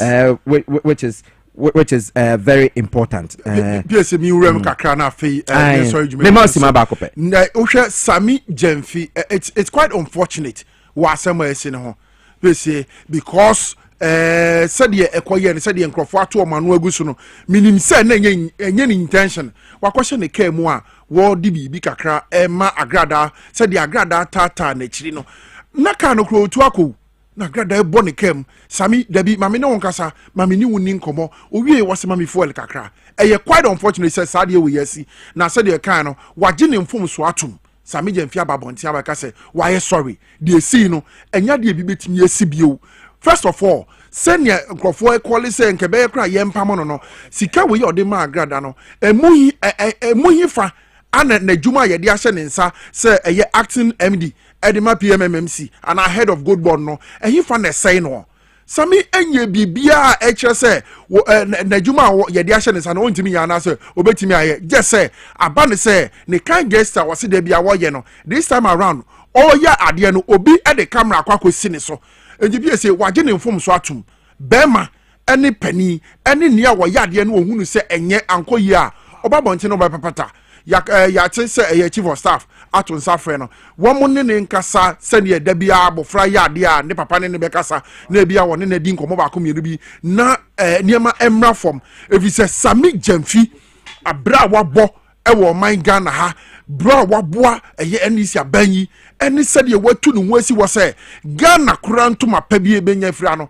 ode ne ho bagim no sa asemi enya asem e wo se eye out of proportion ye blow na ye kan sese ne sabi Sami aye boni bia ma na bro so Piesie sede eye woni alaji kasa no na waka no eye sa pepepe na tie asem enya asem a e wo se travel bro so na fe Sami aye lesson e dia man mi say next time bia no oye na de a obeynie ana code of conduct a omode atutumu ana code of conduct bia ni wa code of conduct na kire say CEOs deputy CEOs MDs ni ade wo mu hie obi o mu ntimi nya ne papa enim Piesie ye mfensi wonom enke obrempo me da say won so to me e de ensem we e de bremo Sami Jemfi won sem na wote say won so e de na no atum bi no earlier wote Alhaji Mohammed Sani Senior en kasa ye na etwetwe nkomo former Ashanti Regional Vice Chairman de ma NDC Amanyuku ena wote say ye no ebo enkomo no ye ba be ko ye enkomo bo foforo mu live on Power 97.9 FM and TV XYZ Dwabo Ase dwumedi esu enie mega cash no meba somba maminko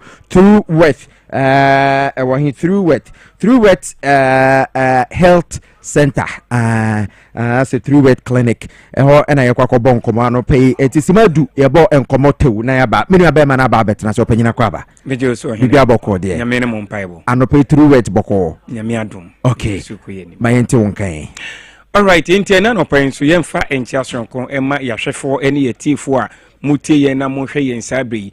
And then so True World Pharmaceutical Company Limited ena ye nemu adi ehye. Abribia anase abrane abra no aya na ye nemu ba bihia na ye bonkomo e de afa ya pomden ho. And then so nyame nchadom ye nemu ba bi de ehye biem. Ye ka se True World Pharmaceutical Company Limited a mama eye Indian company kase a yaso ye no ewo India.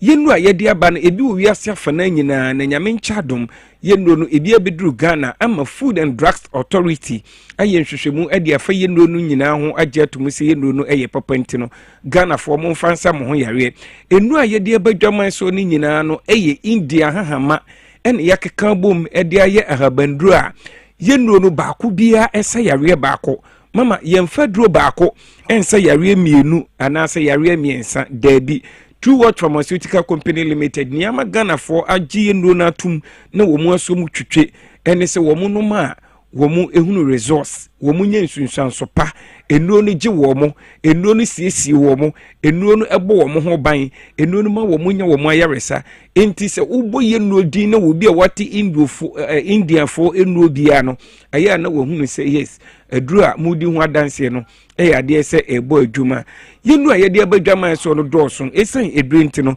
aya na yentumi nkasa mfa yenu no nyina ho na mum abribia aya na yenu no ni yedi kan kasa fa ho eye ne esa ani yare ya eye True World Vision Capsules no True World Vision Capsules mama eye ani ho adwuma obi wo ho a wako hospital Doctor Kacho se wonya glaucoma anase pressure bo wani no so mama nipadua na kwa yen kane enyankopon de ma yen eye yeni enti se uko hospital na Doctor Kacho se wonya glaucoma na pressure bo wani no so na wampe ho asem ana wontu ho anamo a eba bedu mpempenso bi eba bedu nya ani yare nko a ema nipa woye mmobo ekodan obi anse no wotimi aye bibi wo abrabom enti ani yare de abibia yemfa ndi agro mepa acho se Doctor Kacho se wonya glaucoma na pressure bo wani no so a ekosai entini kase bi a connect wa adwen edumbo ma hunu ade abroni friend optic nerve no se hu tochima ema senior usi hunu ade no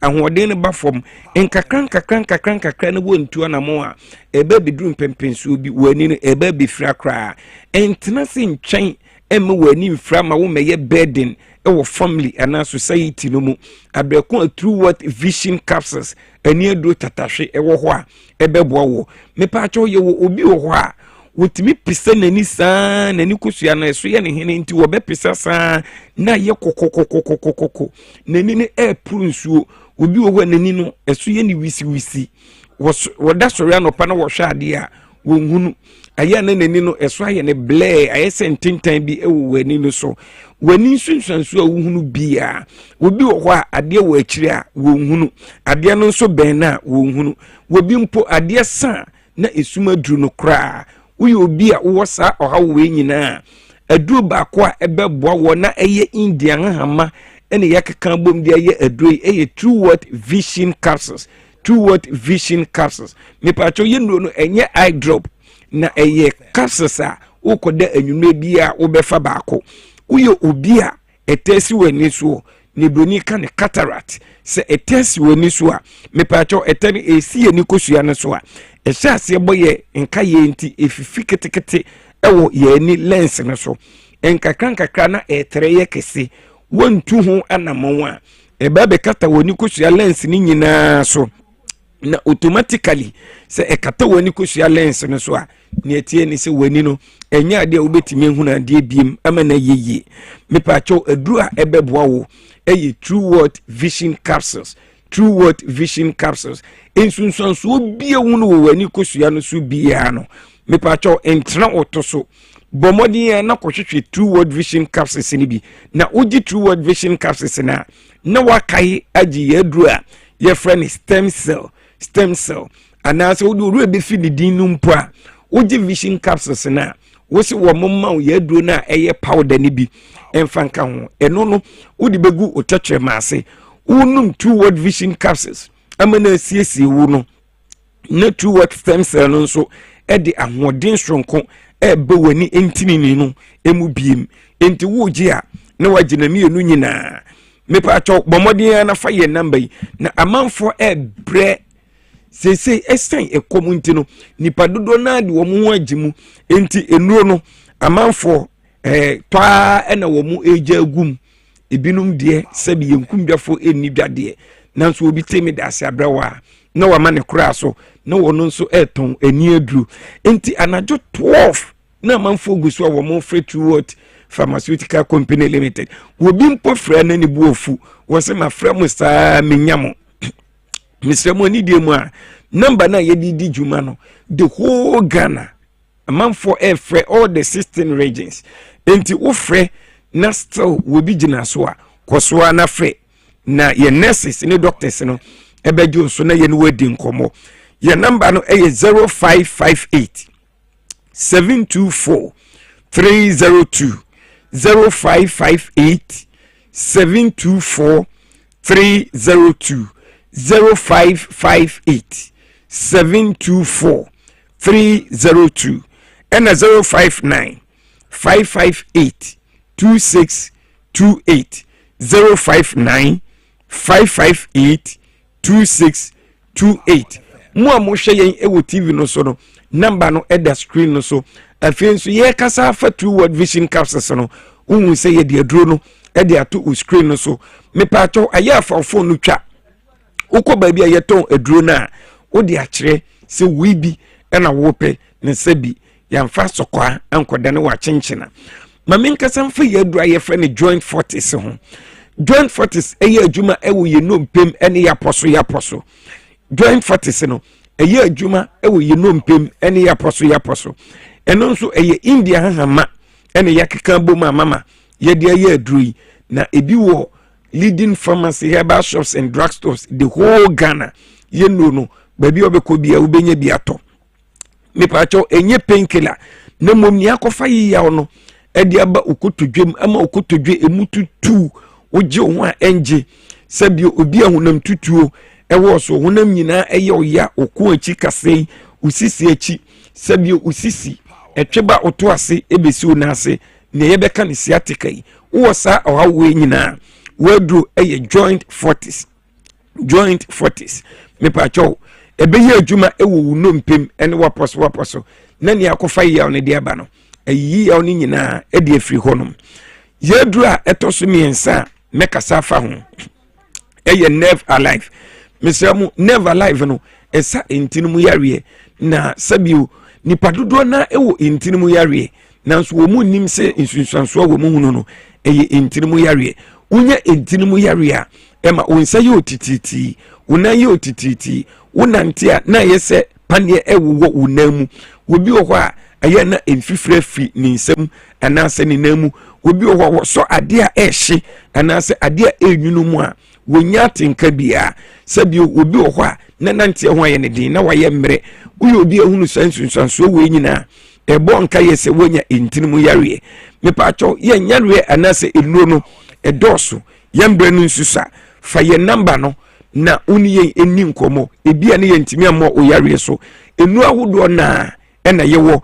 ewo True World Pharmaceutical Company Limited ye number no eye 0558 724 302 0558 724 302 ena 059 558 2628 059 558 2628 mu yare moja broso ye wo madru wo ho mu yare asichi yare ye wo madru koko enu ahodo na ena True World Pharmaceutical Company Limited ye wo yetumi abo yare so ya mo yare so fa number no na frɛ na woni yen emo nkomo nyankopon hwamo hey aja ko ni mo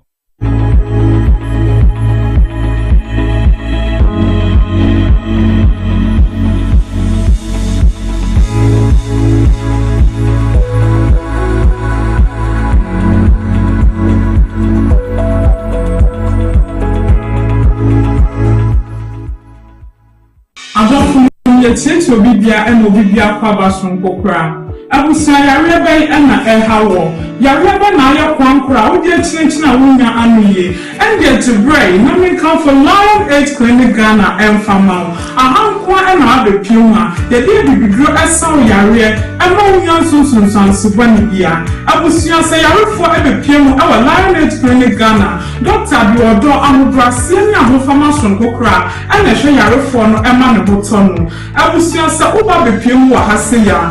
Yes, sir, and Nambia will be to say syphilis. Gonorrhea, candidiasis, the Aripa do not see a friend of Python. Yea, company and won't ever has say. I was here, we are Bema, who was in any more, went to me why do my no more careful now. Lion 8 Clinic Zebra, not a baby draw and now now so said Bema Mapa. So also so your bar, and that's how I reform, open about who you be. Much now bread, Rabbi Piemo, our Lion 8 Clinic Ghana, now the table for us soon, I will fear. Adofo a mo hwe me mo so fu profeti abe kakra me yare ana me da ho madam fu bi ba no nche me introduce Lion 8 Clinic Ghana man na me tu ona mo no me koye ne mo hwe me omo mo duro enne me ho atom ti wa wo hwe me a woni da so asa me kan fu Lion 8 Clinic Ghana ma o se usu tu ona mo bra na bunya wa yare sa. Assalamu alaikum, na zo nan ga asibiti ne. Amma ciwon da na zo da shi ya ga an treati na samu sauki. Yasa duk wanda zai zo musulmi duka ya yi kokari ya zo nan wannan asibitin ga zai samu sauki da saukin kuma kuɗi ba wani charge. Insha Allah da samu sauki. Hello everyone, my name is Dr. Maxwell Aziz Mensah. I'm the founder and senior doctor of Lion 8 Clinic Ghana. Our mission is to provide you with exceptional herbal medicine treatment and holistic healthcare to all our patients.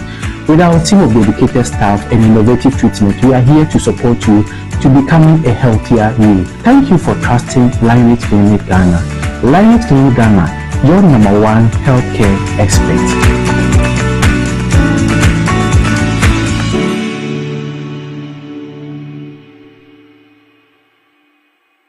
Na kwa me taxi driver na enkane na misisi eso misisi na aka me na to na twetwe me nya 3p garlic mixer no aboa me pa ata miracle bi wadro no chese mafunu kra se di sia chini anka se me humi esisi se me humi ani esisi obeka se di bibi hye me so bi no na ye normal mi bi fi na tinu mi ti pa me sa 3 days ni na edona anka se de nyankopon de ayi bi ahodi se ma yi bi nya sam ketwa ana se we de me fro aka so na me fa hye me nkwa me me de abe fa 3 years ni ana asa me gina wa me na mu se shinya se me kwa me de ameko bi amu so much me do abe 6 years ni o tema bi am ya maji se ne me jana ta ya le ne nku me preko ene 4 days ana me koto 3 garlic mixture ni sama me kase nyanku ni yam se ende ya me no kase me wa tomia me din wa me ntiase 3P garlic mixture ubenya bi wo mamu pharmaceutical shops and herbal shops Fred Piwak e 02489288824 and 020100002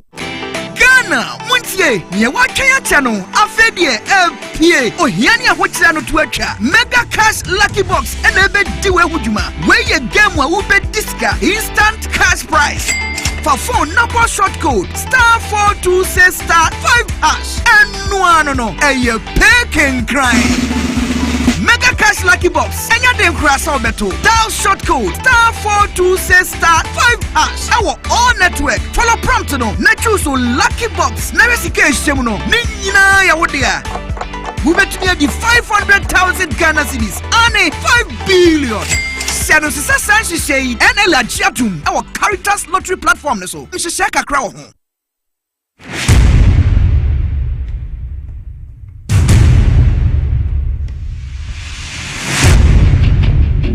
The average human body mass should have at least 60% water for optimal performance in any physical or mental exercise.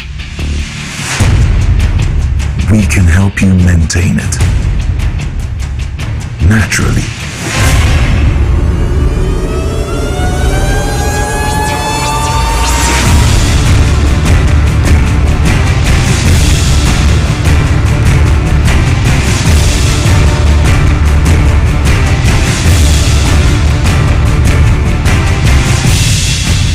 Natural mineral water. Simply natural. For bulk purchase, call 0596 273 546 or 0596 273 547. This advert is FDA approved. Welcome to the Royal Dazzle Event Center.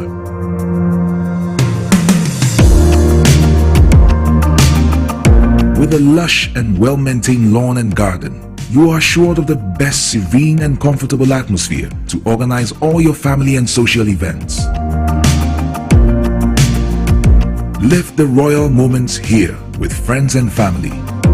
The hosting capacity of 600 to 800 people makes Royal Dazzle the most versatile of places to host weddings, parties, funerals, conferences, concerts, and many more. Create your memories with us. Call us for inquiries on 055-814-8585 or 024-620-2144 or pass by and speak to any of our friendly staff. Locate us at My John, close to Zoom Lion headquarters. Royal Dazzle Event Center, creating memories.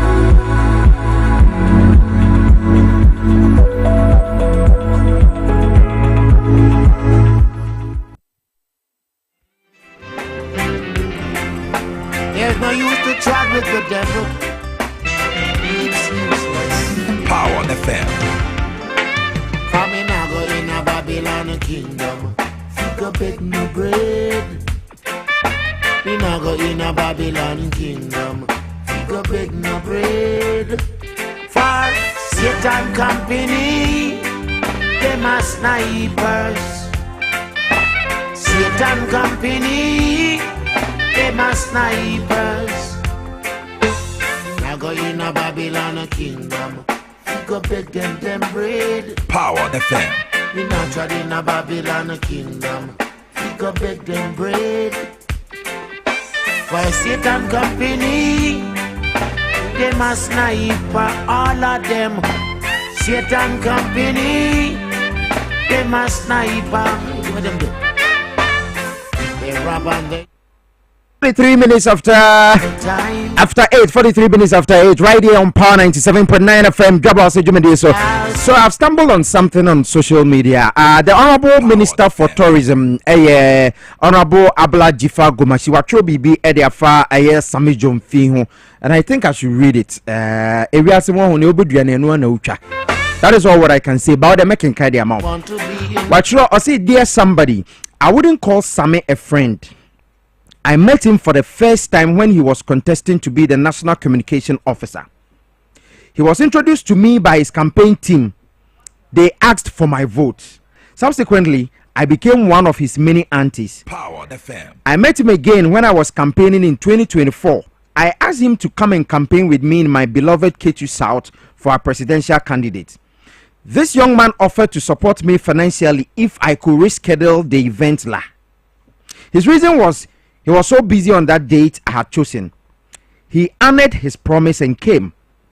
My girlfriend offended him on that day. I was so embarrassed. I sent him a message to apologize for her behavior. He accepted the apology. Today too, accept his apology. Or see, today, I too accept his apology.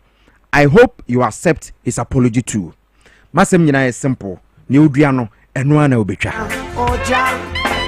Satan company, them are snipers. Because what's some air twin tribe, but I also was some by a baby twin tribe. Alaji Sani Kasana Samba Kwana walk out, says some Mijin Fino. A woman so be a penasam, a politician or a smart politician. But to see 1 year experience to so no Alaji Sani no. It's a Aquala one nante and a was sunti, Yabesuni Monayamanaso. That's all I can say. Win big, the Mega Cash Lucky Box is here for you. Are you ready to win big and change your life? Mega Cash Lucky Box is here, giving you the chance to win cash prizes up to 500,000. Hi. And 500,000 Ghana cedis. Over to me, try. What the answer for now about *42 *426 *5 hash. *426 *5 5#. Ewo phone so network bi you should be o select here na o boy no we are now select you PlayStation no. Select one lucky box out of the 6 exciting options no. We are now input it. Box out person o play no na akwa play 5 Ghana cedis pe. Dodo na wo twa na dodo na chances kosoro say obetumi awin. Yabema wetua true moment e ba pe na wabo momo pin no na yatew. Obetumi awin sika up to 500,000 Ghana cedis. Mega cash lucky box no. XYZ for ne da baba ewo NLA Caritas lottery platform no, so terms and conditions apply. Mega cash lucky box win big.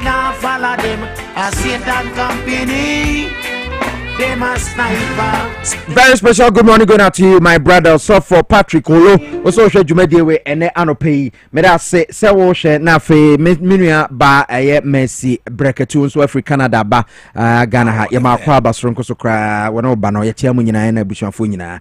Yakọ let's talk educational consult na yakọ akobon kobo. Wo ba na disua ne yade hu hia. Ai meti TV no so na me kasa won Piesie wanko suku a so ba no fa no ko school papa. Let's talk educational consult. Madam Daiti Sampofo, Madam Time Bomb Electoral yenko sua demra. Good morning, Toby Barote Henanepe. It's a beautiful Monday morning. Yeah, baby, you're busy about education. Na in Chekese, I feel Let's Talk Educational Consult. I was Tashinongwa Estate, Yaban Lejakuku Municipal Assembly, and I Let's Talk Educational Consult. Yebia, Yebwa parents, ma what say, or your education, I say. And so when it comes to consultation services, we relax with you as a parent, as a teacher, as one who wants to understand education.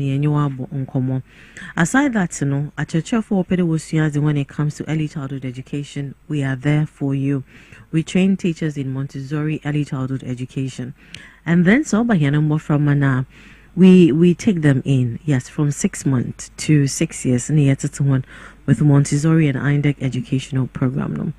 And I pay my main control there, say a school you want to set up, you want to train your teachers as in-service training now.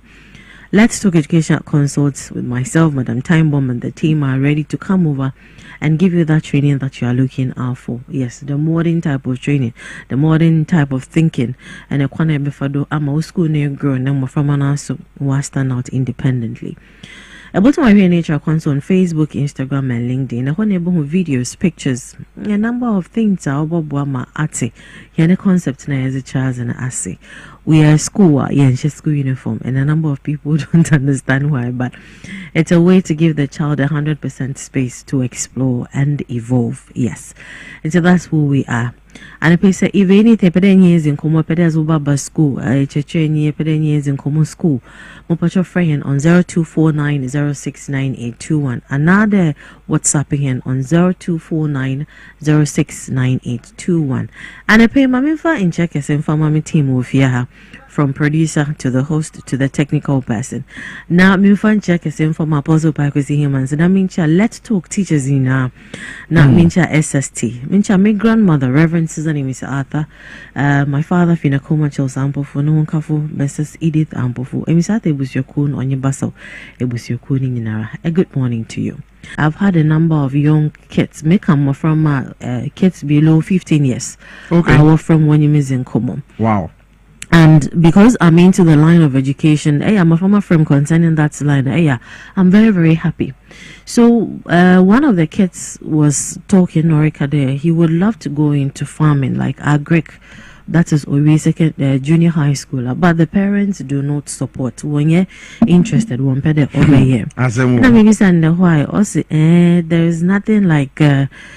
Celebrating the technical person. Now, one thing I never make clear also to now in Ghana here, have we ever celebrated any vocational TVET? Yeah, celebrated the monk of like as national. Yeah, celebrating cover the manner. So I asked myself, we are trying our best on radio, drawing people's attention to it and all that, but I think the parents in this one way or the other, they would have to understand. So let me take our conversation today from that angle. Okay. Vocational and technical training. Yeah. Piesie, after our independence, Obi kana some yeji henefa honzi Dr. Kwame Nkrumah odi henenyim with others ma wayema wada wayeno. He sat down and said, we are not liberated enough and independent enough unless the education is attached. And he believed that it's important to equip ourselves, especially with skills that we need to build, when it comes to modernization and industrialization. He sat down and said, I believe that education can equip us when it comes to skills needed to build modern and industrialized nation. Now, say, Obanedema, it means that we have a lot to do. That is why KNUST and all that came through. But I asked myself, are we really, and are they really doing what they have to do? Through that, from that to 1961, and I were able to introduce the free primary education because his agenda was to get a universal access to every child, as in when it comes to education, so that Afrobana Oracle School will have the mindsets and adapt education. Now, 3 key areas are in our Orifim is that is the emphasis is on equipping ourselves. That's one, reducing dependency, and then fostering ourselves, being sufficient enough for our country. Into my there, as an individual at Eco School, at the end of the day, you should be well equipped. Yourself, you should be well equipped. And when they reduce independence, as an independent will be even people coming in from outside, and then foster self-sufficient. Now we look at all these things, and at the end of the day, kids go to school and you ask them, what do you want to do? Oh, I'm meaning that because they don't have that zeal to be in Ghana and to do talk less of vocational training. In our mind, vocational training is for those sebe. And at the one school, that is what we think. And because we don't celebrate, we don't push them, we don't do a lot of things, we look down on these things. But I always say that if we are really fixing ourselves well, from agriculture to fashion to carpentry to masonry to all that entails with vocation and technical aspect, I think that we wouldn't be where we are as a country. And as parents, we will put respect on vocation. Not as parents, everybody, from parents to teachers. We can sit down and analyze and say that, oh, I will make to know if you want to do this, dabi. Why? Because why do we look down on such areas? We look down on such areas because in appreciate one.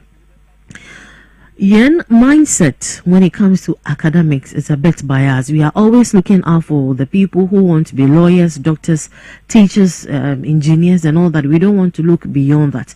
The white collar job is what's yepe. We leave that, and that has been a colonial educative way. We want to wear suit and go and sit at the office, but and so we have to go around it and work with it. And then when it comes to the social stigma and perception, the issues, the challenges people who go through this phase, or a dirty job. What kind of job is this? This is where you ended. Carpentry, masonry, area, tailoring.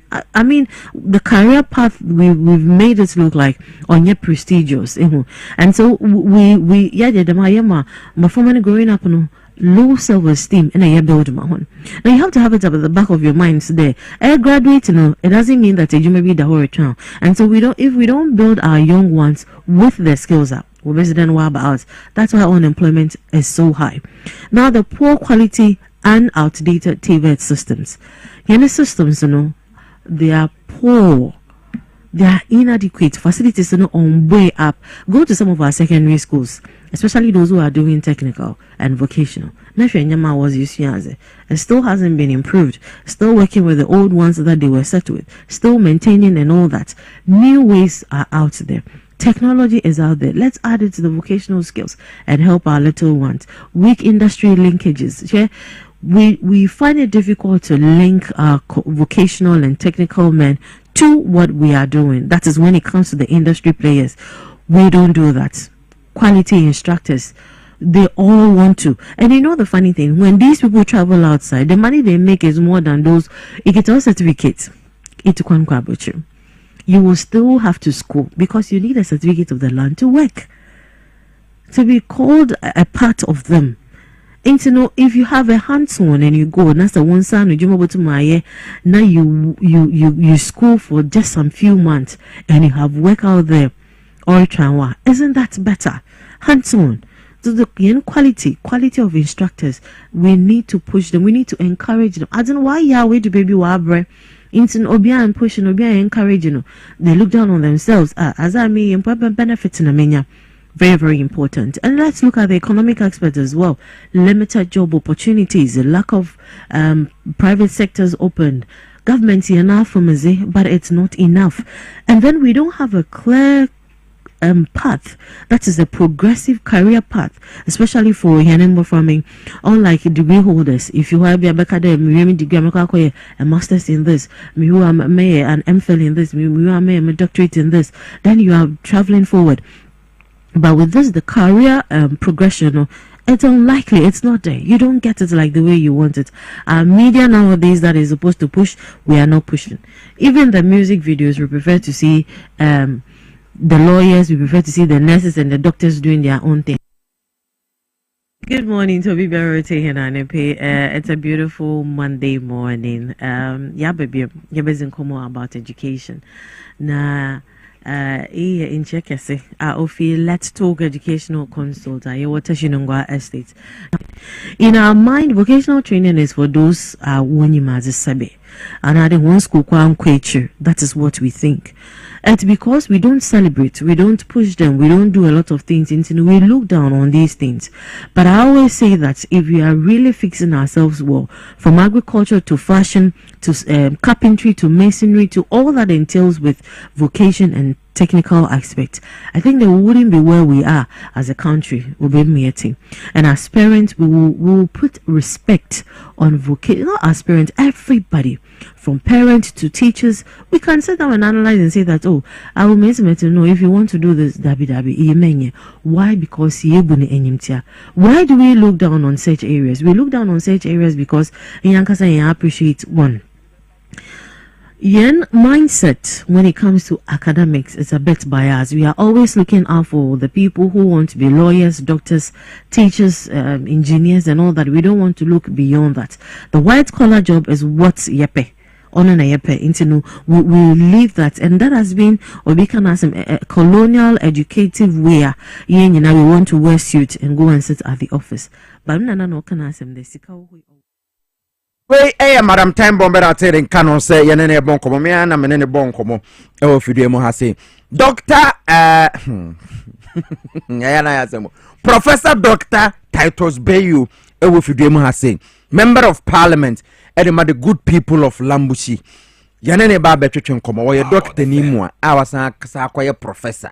I was saying Rasibidren, he, a month with Rabobu. Anyway, my main come for Haxa Mescha. Any Haxa capsules and famau. Medical catcher say also drew tatashi, Anameboa. Brameboa. Also drew tatashi pie and the Unyanum quad or and before. Pegamike and a cracoso. Opoku Aquaba. Fire call Haxa for say and an opinion, woman constituents no. Monte. Pachamedase. My first acquaintance much a tear for an air phone say, Brim when your brain now would say, fire and a pomodeno. Apomden dey ade ho be hia so always be ano bra yetie education de na we na ado ba no be ko school no na afi wan kasa so ofo no so hwe apomden ye se obetumi anya hoode obetumi de ahwe akoda ne na se nipadua na hoode ne ntumi nyina so se ne so hwe na aya na ano den ye eno ntina na hyase mu bia no se me start am kasa hwe nipadua so ye eno apomden ye na nya hoode so nko ebetumi aboawo ama otumi atena se ade ahwe wo mba na ade ahwe wan kasa nso hoye na ni nyina mu na me say 24 afa sene maka na pomeden no na nyina na yese nsu a sha ase totoi Ghana ya hone die sem na ya na ewo famie na ahone die nso die wo fama die ya na edeba yare na edeba no ebi typhoid ebi cholera rare de bia ya ka ho asem atu atesi enche na eku nipai na H pylori a friend no osamwawa a etumide osaba eno na de bia me ba me ka ho asem de kiro etini nyina na me kan fu as me boni kan fu an se bo homoden se obedi ohuni mpatam di ohuni okwa adwuma so ba ana okwa ajanan so ba babi abakwa babi an bo homoden se wodi nsuo ne samra be ohoro nsa na watumi adi ohuni ye na aboaw ama wankofa mmoa nketenkete amre ni pedua no efa aduane a wudi nsu a wonom so hwe ne yese aduane no na nsu a wonom na nye contaminated because bia ye na wo no bia na honma efi se na Ghana for adwen bi se bia sebio ben gata ho a kankan ho na aduane na ede no ukita sa adwen na emwa wo efiri se ho na ede yare na eba hwe ye market se ahodo a dwam ahodo a aya na no kreni nyame anim ni ɛhɔ nyɛ kwara baabi a yɛtena tɔn aduane na yɛtɔ aduane ne free ɛde kɔyɛ aduane no ɛyɛ na ɛhɔ nyɛ de wa si ɔmo si to hɔ no mu kɔ fi paa nyɛ fi ketwa saa ne nneɛma wɔ nyinaa na yɛde yare na ɛba na yare ɛde bi ba paa ne titiriw ɛna medical boss ne mmom de asesi a no ɛha nkorɔfo kɛse ɛna yɛ ɔsa na ɛmɔwa no H pylori no a yɛnya free environment mu a yɛni ne sɛ na medical aka no aduane a wadi and then nsu a wanom a ayɛ contaminated akyerɛ sɛ aduane na wodi ani nsu na onom yɛ no ana wonsa ayɛ contaminated na wan wɔhoro no yie ɛna wodi akodidi ɛna mmoawa na ayɛ osamoa H pylori no aba nipaduane mu na ɛba nso a baabi a attack kɛse paa yɛ wo stomach titi no stomach lining no ana sɛ ɛyɛ wo nso no ketewa mu no ɛno mu na ayɛ na mmoawa no target yi na afei ɔmo ba nso a ɛyɛ ade bia na ɛbɛyɛ you release more toxins kyerɛ sɛ ɔmo ho ankasa no you release ni bebree de go nipaduane mu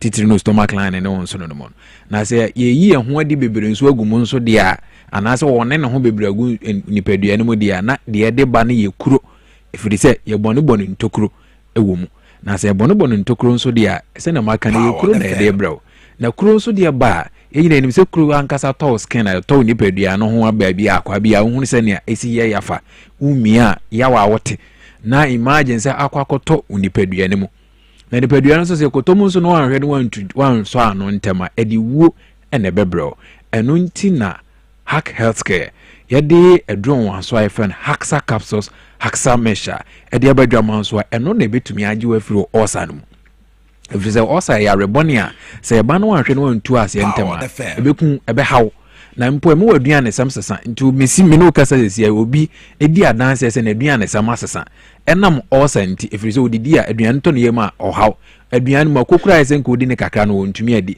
ebi aduane bi wo ho man ka na kondo pa na nso woto ne yema ya wo betena no eden ama na aduane sam no asesa kura yempese odi no obekoso atena so enya sa wo hawe nti aduro ba akopɛ enu ani Haxa mesha Haxa capsules aduro ntafo we enu na betumi agyew mesese eno de munya nom ko ade a osa ne se ne sitie bi ebefiri so e de se wokoto nso a koto set ne mienu bottle no nso de eno to mienu na to capsules no ba ko efa ka ho na chance de ne na TV so de hu se na asenso de ne sitie na radio so for ne be ehye box green mu ene ye funkuro eda ho ene ya twere osa tamfo agu ho kese pa na se ye kase bi o tamfo onu se ne sitie na yenya ho anu aduro no kyerɛ wo sɛ aduro no ɛyɛ duro nwaso nom ko ade a ɔsan bɛfiri so ɛde sɛ wafunu mu mframa gyina mu ayɛ kapu obo ano hyehye obra wadidi awie aya na obofono wachi kase na nkasa yɛ wo ya afa aduane tɔ yɛ ma wote yaw aduane so ntomu so a wote yaw saa hawa hodo nyina hu woni paduane mu a aduro na ani Haxa capsules Haxa mesha eno ani mepacha tumrika nkɔpɛ do fufuro bia na wɔn aduro bia nso a wonya ahoton so a eno ani aduro na ani osa aduro na ani Haxa mesha ene the capsules no eno ani eno nko na betumi agye wo ntutumrika sesia na kwaje aduro no bekɔ pharmacy bia organa na se ne herbal shop bia aduro benya bia atɔ anom ebi nso na wɔkyina aduro no nhyɛ da nya bi because na nipa si tɔ aduro no aya na aduro bia na short wo de pick numbers bia wo bia na de aduro no bi ɛbɛbra mo agye bia no betumi aboa mo nya apɔmɔden numbers ne 0240 238310 0240 238310 anase 0203 822 855 0203 822 855 ye numbers no ntu de fresisie na ofra aduro no obenya aduro no bi ato na afi ye de bi nso so abro ba bi a wo bia no na ye besan so akere wa aduane ese wudi ene de ense wodi nyina ebra wa frɛ no bra wa to aduro na we wo de frɛ na yen kyerɛw na baabi nso a wo pe bi ato bi anso so ye be kyerɛw hɔ no ma obenya aduro bi ato nje bi a wo northern part of Ghana ana sɛ wo western region wo eastern region na baabi a wo bi an Ghana ha ne de unya frɛ baabi a obenya aduro no bi ato bi na ye be kyerɛw na wakɔgye bi ato na etumi abo mo nya apɔmden na me ka kwakora no de a mepɛ sɛ mesrɛ wo ne sɛ aduri kwaji binum haxa capsules and mixture na emma wo osa no efiri so nko ebie so age aduru atum pa kire sese won hwehwe mu oya mu ne hunu senia last time ba mekase ya age ho award se yi na the best osa medicine e wo system mu sisi am no kase wa nkasa wodi ho adanse wona last time ba mbebo adanse di ahodo no bi de kire wo e ma hunu se aduru no no ye no ahoto aba nti so bonso baji aduru bi no na ho so unya ahoto haxa capsules Haxa mixture ye bona mrane osatanfo hwehwe kira kwana gibe no number no kra no san gi numbers ni bio ebia na wantumi anya ni ya ntwa nto ho a gi numbers no na wo de frɛ sisi na yemfa adre bi numbers no 0240 238310 0240 238310 anase 0203 822 855 0203 822-855. Na me don besi ada se na ye besan ahia na so wo de ko hwe haxa capsules no mecha no e wo pharmacy shop bia me da se opoko se and I also to the haxa comedy no e de brain live on Power 97.9 FM Dwabo Ase jumede no so ne so like natural clinics men ka jo say na no pay fertility issues no da be ma won wo oba won wo kwa wo kunu monko na doctor emfa wonfa entity mo ye hwehwe mo moja mu no mo wedie mu na ehu be problem no free so like natural clinic e won kran ha kokomlemle ye ne ya be Harvard Senior High School no Royal Castle Road e ho na obehu yen nti adawo ma na wabana afi ya tumi aboa na ya ma eduro e betumi aboa liver issues no kidney issues no so we are research into ebibidura ya dey boa manage such situations ni nyina oba so e wo ye laboratory test ahodo ye prostate scan ne keka ho kokomlemle Harvard Senior High School hona ya wo Royal Castle Road no so for Dr. Solomon Apia Kubi KNUST trained doctor de bibidro NSI 0553 932631 0553 932631 MTN semen control say they say open local smarter more secure and eco-friendly way to stay connected and it's time to live seamlessly. MTN eSIM now just to enjoy the ultimate convenience of multiple numbers on one phone, switching seamlessly for without swapping SIM cards. Until you know eSIM na be just so you activate it instantly from your home. It's called my MTN app and so Google Play Store. Download the two phone so to apply for eSIM also. You can now experience enhanced security with an embedded eSIM that can't be stolen or damaged. Plus, Ubenya play your part in contributing to greener planet. What the answer about dial is *#06# *#06#. Now I check your phone's eligibility. So udamun kwa dia na wakoma MTN app obeko seamless. MTN eSIM nyabi ene ya open to the HMD phrase 100 to free. MTN everywhere you go. Doctor Professor Dr. Tatos Bayu.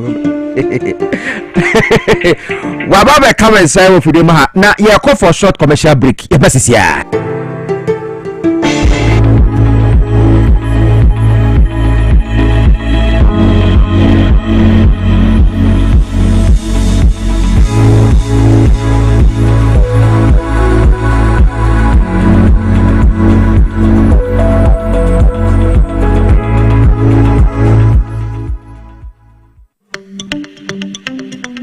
Good business means seeing the possibilities and maximizing opportunities, making sure you have a responsive support system, backs your business goals,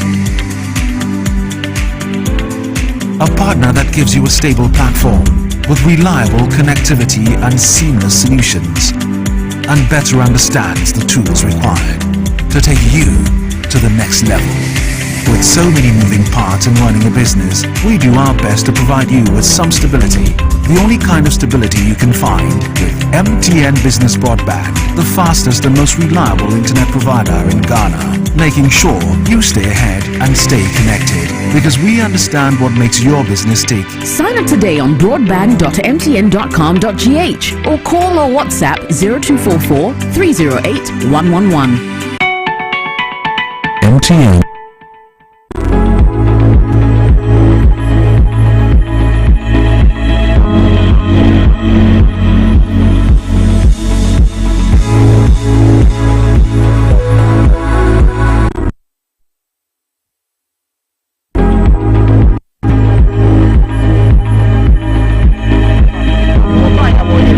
Enemu yare and after sexual weakness and no pay it way a bema you were John Dramani Mahama say or reset Ghana it was reset to Sisi.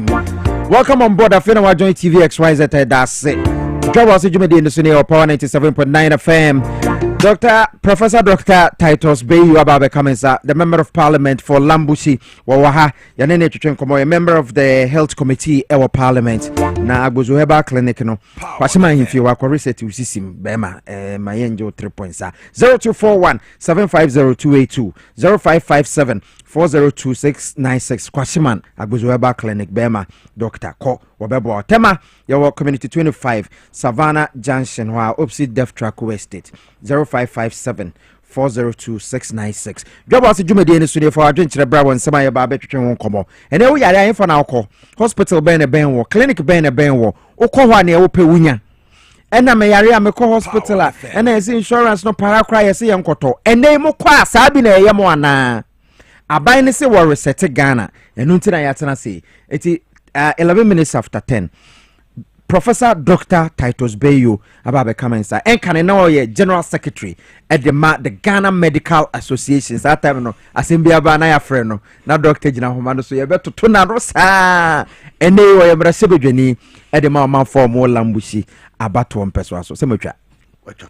Meba kwaba ya na menchia wetie fo na menchia menkofo nso omo lambusi okay anapi me gidi sanyame adom ye nyina ye wonkwam ye ho ye ye da so say to yensa frɛ wo so watuma ba be kan yensa na ye bonkomo na no pay ma mensha se mfamfiri eye yewra John Dramani Mahama ne 120 days achievement what to me anya so far yenya ne won kan bi ho asem ba wo ye doctor ni de me sure say we focus more on the health part e wo ho hwe eye apomudin ensem wo Ghana ha 120 days under the leadership of John Dramani Mahama uhuni sen yo menchia omampanyi His Excellency John Dramani Mahama yesi akan forecast oye osi ade yo oye obi a oka asema oye meji di say prior to election na ye campaign communication team for no na I'm one of the spokespersons on the manifesto na nsem bu okra na ye nkra ye tea first no in fact me can say this must be a very confident and bold leader onim say because so while betimi abesign contract da be near to be that Ghana ha say president Bekacho say me ba aban mu a first 120 days mumfa we and hwe niema metimi aye oba apomudin mu a me gidi say waye bebre bania ya tro was akrata no mu a waye no first one Ghana Medical Trust Power the fund IFN Mahama K obaye no anche eno form a task force and the task force now yenkrofo a mo ben ewo mpomudin ejuma ho ewo yaman yi mu Professor Akukudam ewo different parts of the country and we do share task force no mu na nyame nchaade no omo so yire omo ho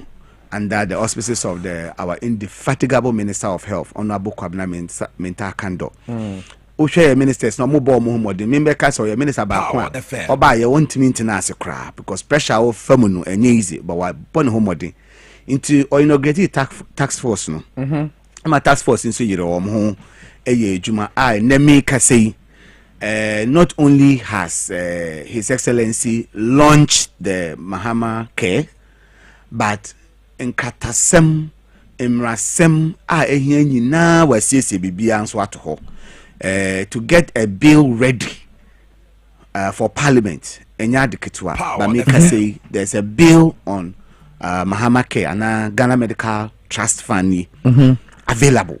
Okay. Parliament resuming is going to be laid before Parliament to be passed to actualize this Mahama Care. Okay. And ye bibia say be onyabe launch e be kasa keke. But ye bibia nkofat na ho ye ho adwuma, and what has taken place in 120 days yet me launches Mahama Care no. Me ye health worker there and my adwuma me a medical professor, but I can say the speed of my adwuma under the leadership of Reverend Professor Ayite no, me who be that. But there who say ni partners are dream. In your a Ghana for a kidney problems, cancer, heart problems, near cardiovascular disorders. Way it's amounting to about 42% of the causes of mortality. They are the leading cause. Power. And opinion person also has MIA, and they have done a very detailed work.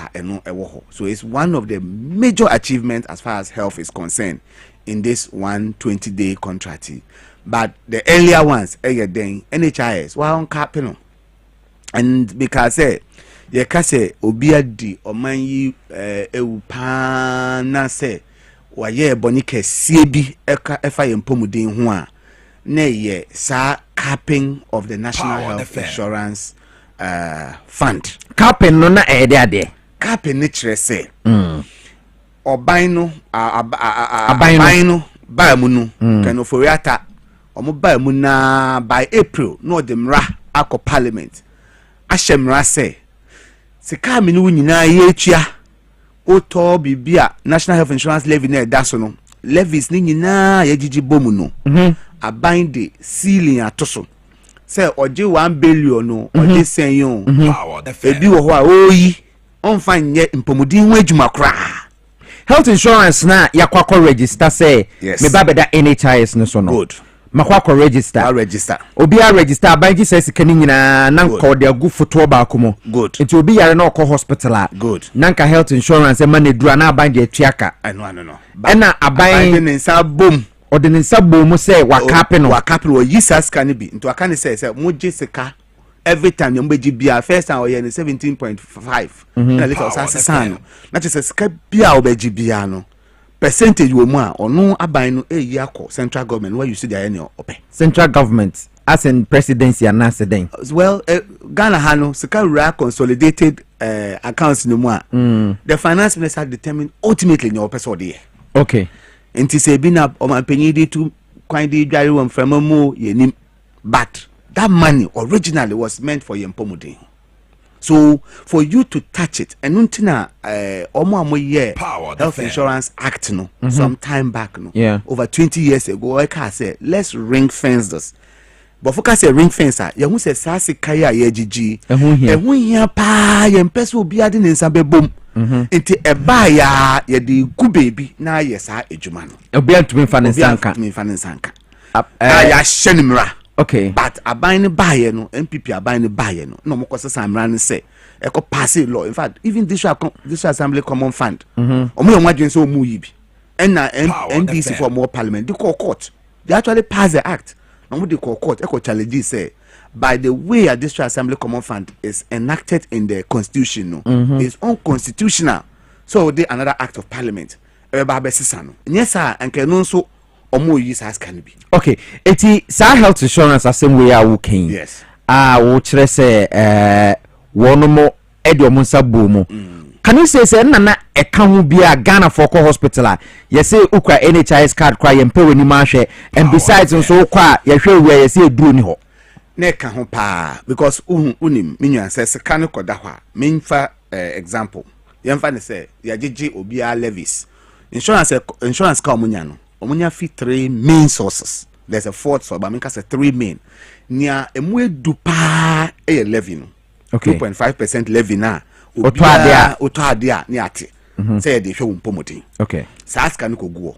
Uye adwuma ni etua snit contribution so ebi nso ekoho. Power the fam. Ansana ankra omu ni formal employment ono nso ukoye health insurance utua premium eno ye ketewe bi eno ni nyina eka ho but the levy na yeska kese no ena na abande nsa abomu no now that money was anka kodo o manye nsa now the fact say you cannot release all the money by law say sika health insurance for ho be ye adwuma no eso sika no shani say obehu say be che na clinic yentua wom ka yentua clinic ka obekọ no especially eba nduro no hospital rura no ana manager no okoto wa abontin nto akoto para 10 cedis wakoto amoxicillin 10 cedis wakoto we adabegu hospital ho obi aba odi amano on health insurance 3 months yentua wo kai 6 months yentua wo kai na sika ni eduro ni nyina asa obi fro ba odi eba no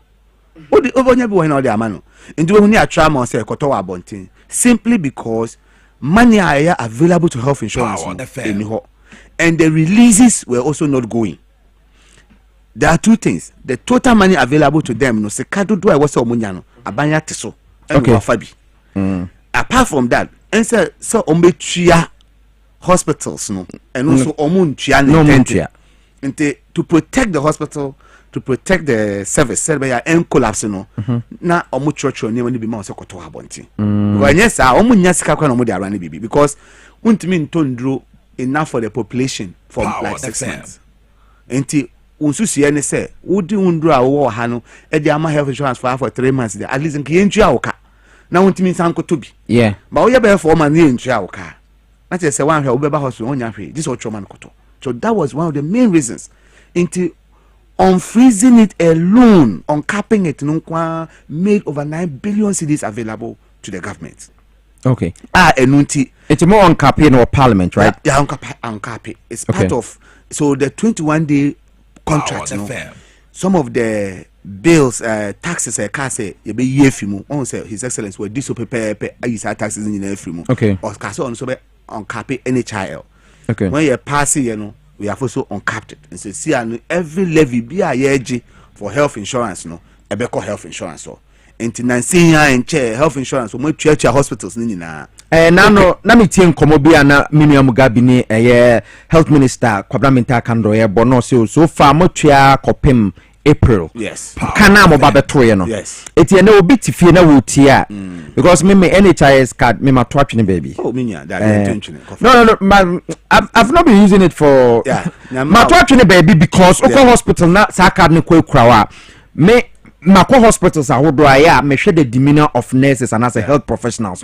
So who cry NHIS card blue na. We mo say that more attention but obi cry private insurance card na onam ho Mama mpacho wo de bra ma yenhwe wo ne ade because health insurance no ye egu it is a Ghana for bebre hye wo mutirim se health insurance ne gu it wo na wo health committee so parliament amo se ma on cap ma hyehye mra se health insurance kan e bi nko ba bia no kasa kire Ghana for di nti na mo nko NHIS ne so okay answer na me kasa kire Ghana for no mama kan kire empomodin aso aye adwumayefo it's a chicken or egg situation. Okay. I was say yenga ye adwuma wo mpomodin aso aye no ye sesa ye suban managers and ordinary workers or staff or more that's very important because you see this health insurance your model be a for free amononi be brave eba be share the model aye wo Ghana because it seems to be doing something right.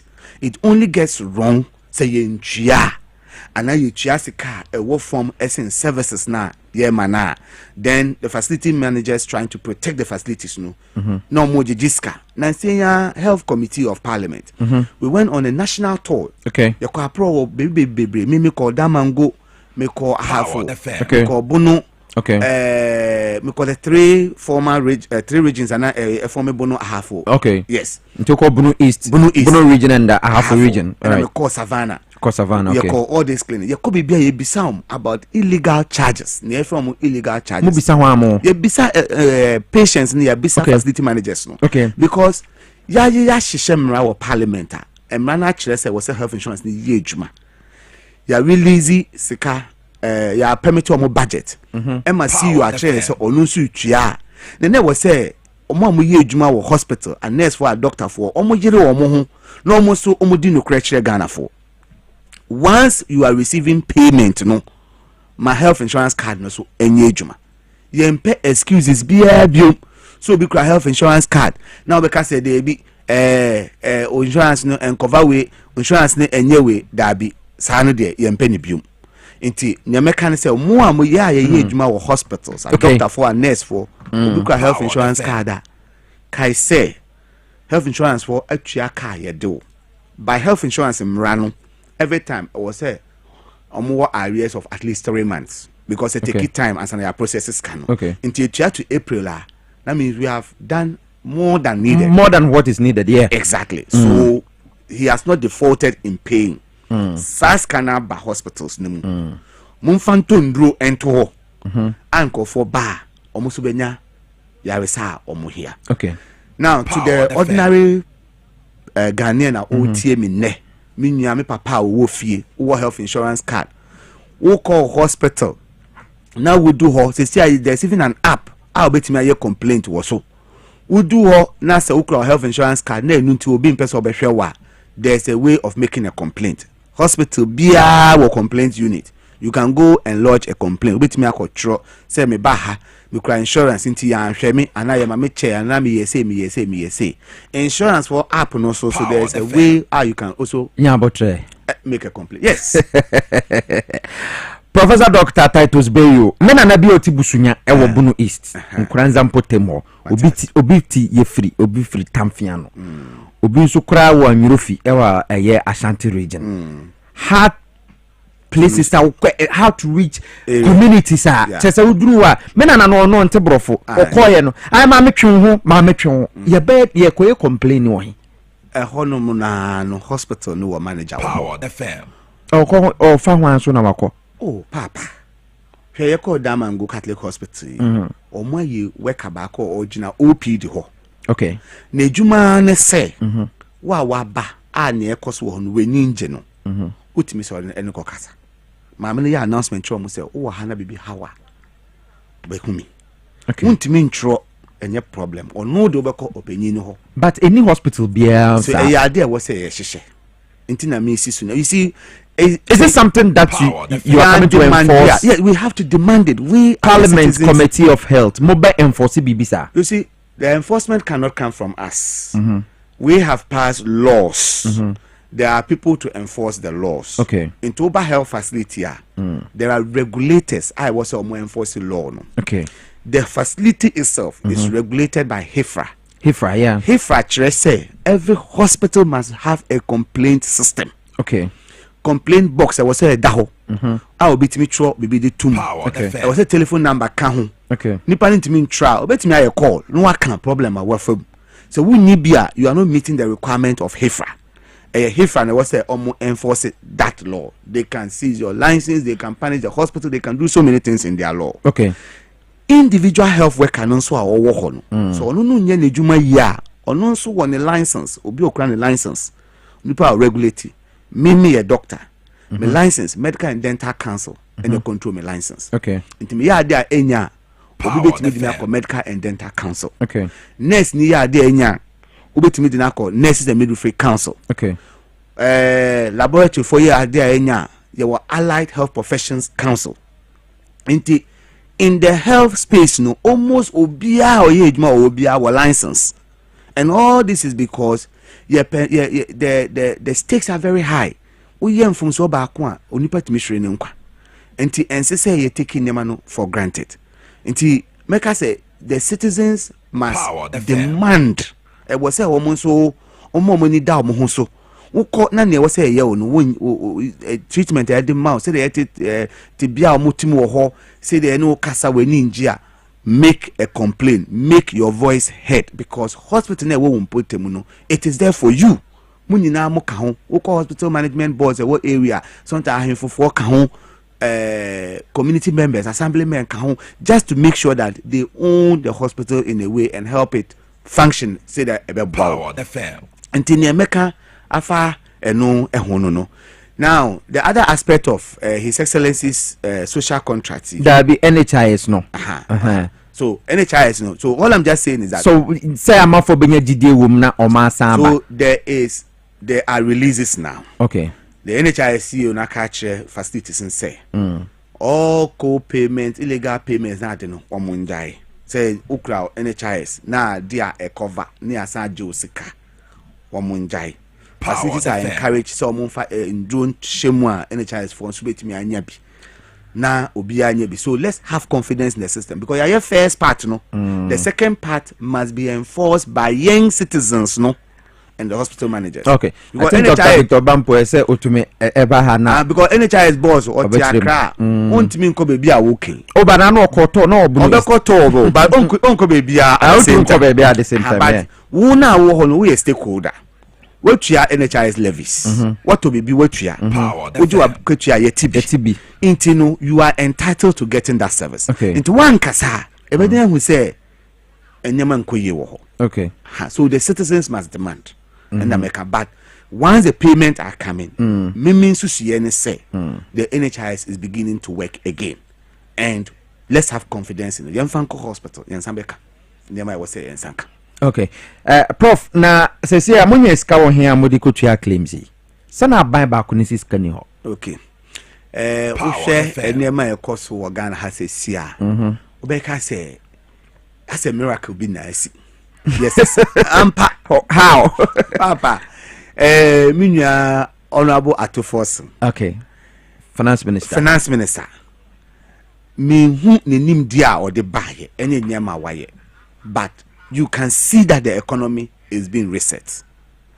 You can't say you be cancel taxes nibino. Na you be no kayem shishi say ni cancel taxes here be den nya ska e dia bu o man.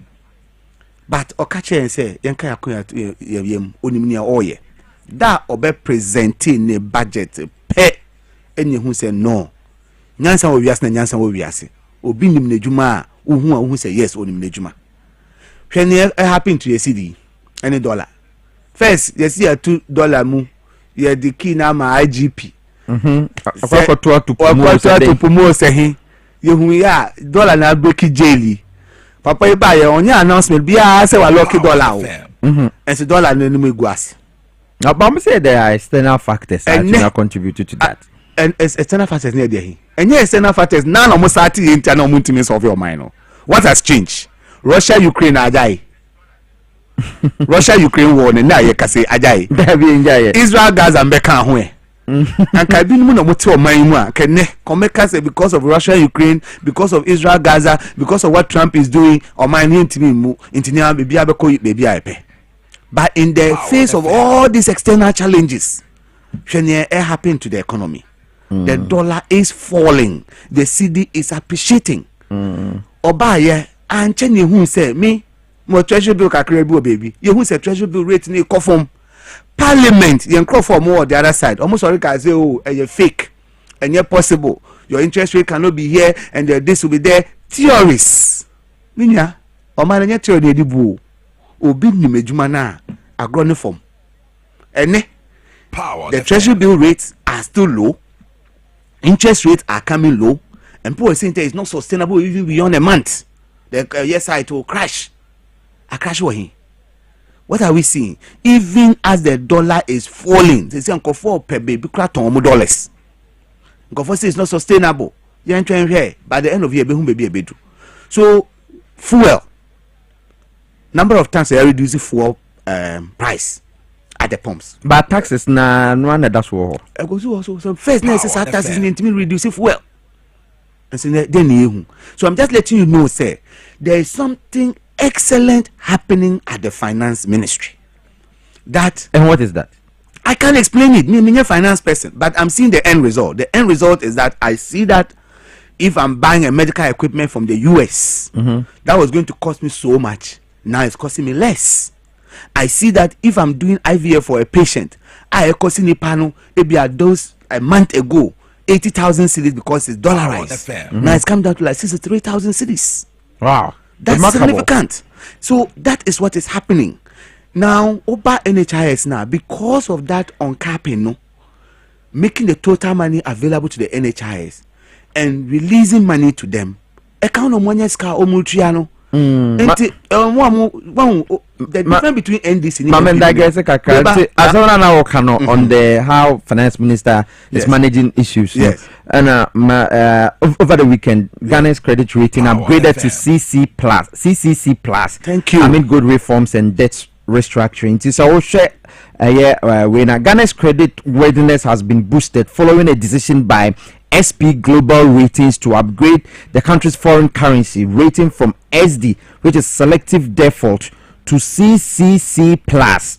This follows sustained progress in debt restructuring and macroeconomic management, with key indicators such as gold export earnings and foreign exchange reserves showing notable improvement. The upgrade detailed in S&P's May 9, 2025 assessment comes on the back of the successful completion of Ghana's domestic debt exchange program and ongoing negotiations with external creditors. Internet say Ghana say no. Ya hwansa aba kono biomewa abansen dwa so. I was say Ghana for my rain fee near my farm for the past 8 years daw. Yeah, the rain fee. Because sometimes enyama ko year you see at year my refee. No correct. Yet in a year, once in your refi, maybe a year fee. Power FM. Obi the credit rating called junk status. Not just a unique grade cry manu. From A, B, C, ya pa called junk status. Yes, shen rim cry. Yes, she bolem. Yes, shabana donko. Obi hono be the equal to you. And then Obi buy ye do 6 months. Ya back to CC. Yambo in some way. Ya kade. Obi kasa enye kasa o eye djuma no papa obi be kasa o ye tisika so enso komodi yen ye ba ebeyese ono abo ato forcing emra he ne ate se o kasa se meyese oye ansana ya ka ho asem ye wo hwa na odi oye djuma na amaye. So something is happening in this country. We have to appreciate it and know where we've come from. I don't remember the last time I hear fuel price at the pumps consistently going down. And check, we will see the business community responding. It's a typical thing. So is it real? I bet na so and I be confirm and I told nema no old price. I bet on the old price. But also I confirm nema na sa aba form na sa oba na obeton sa na just also team wedding.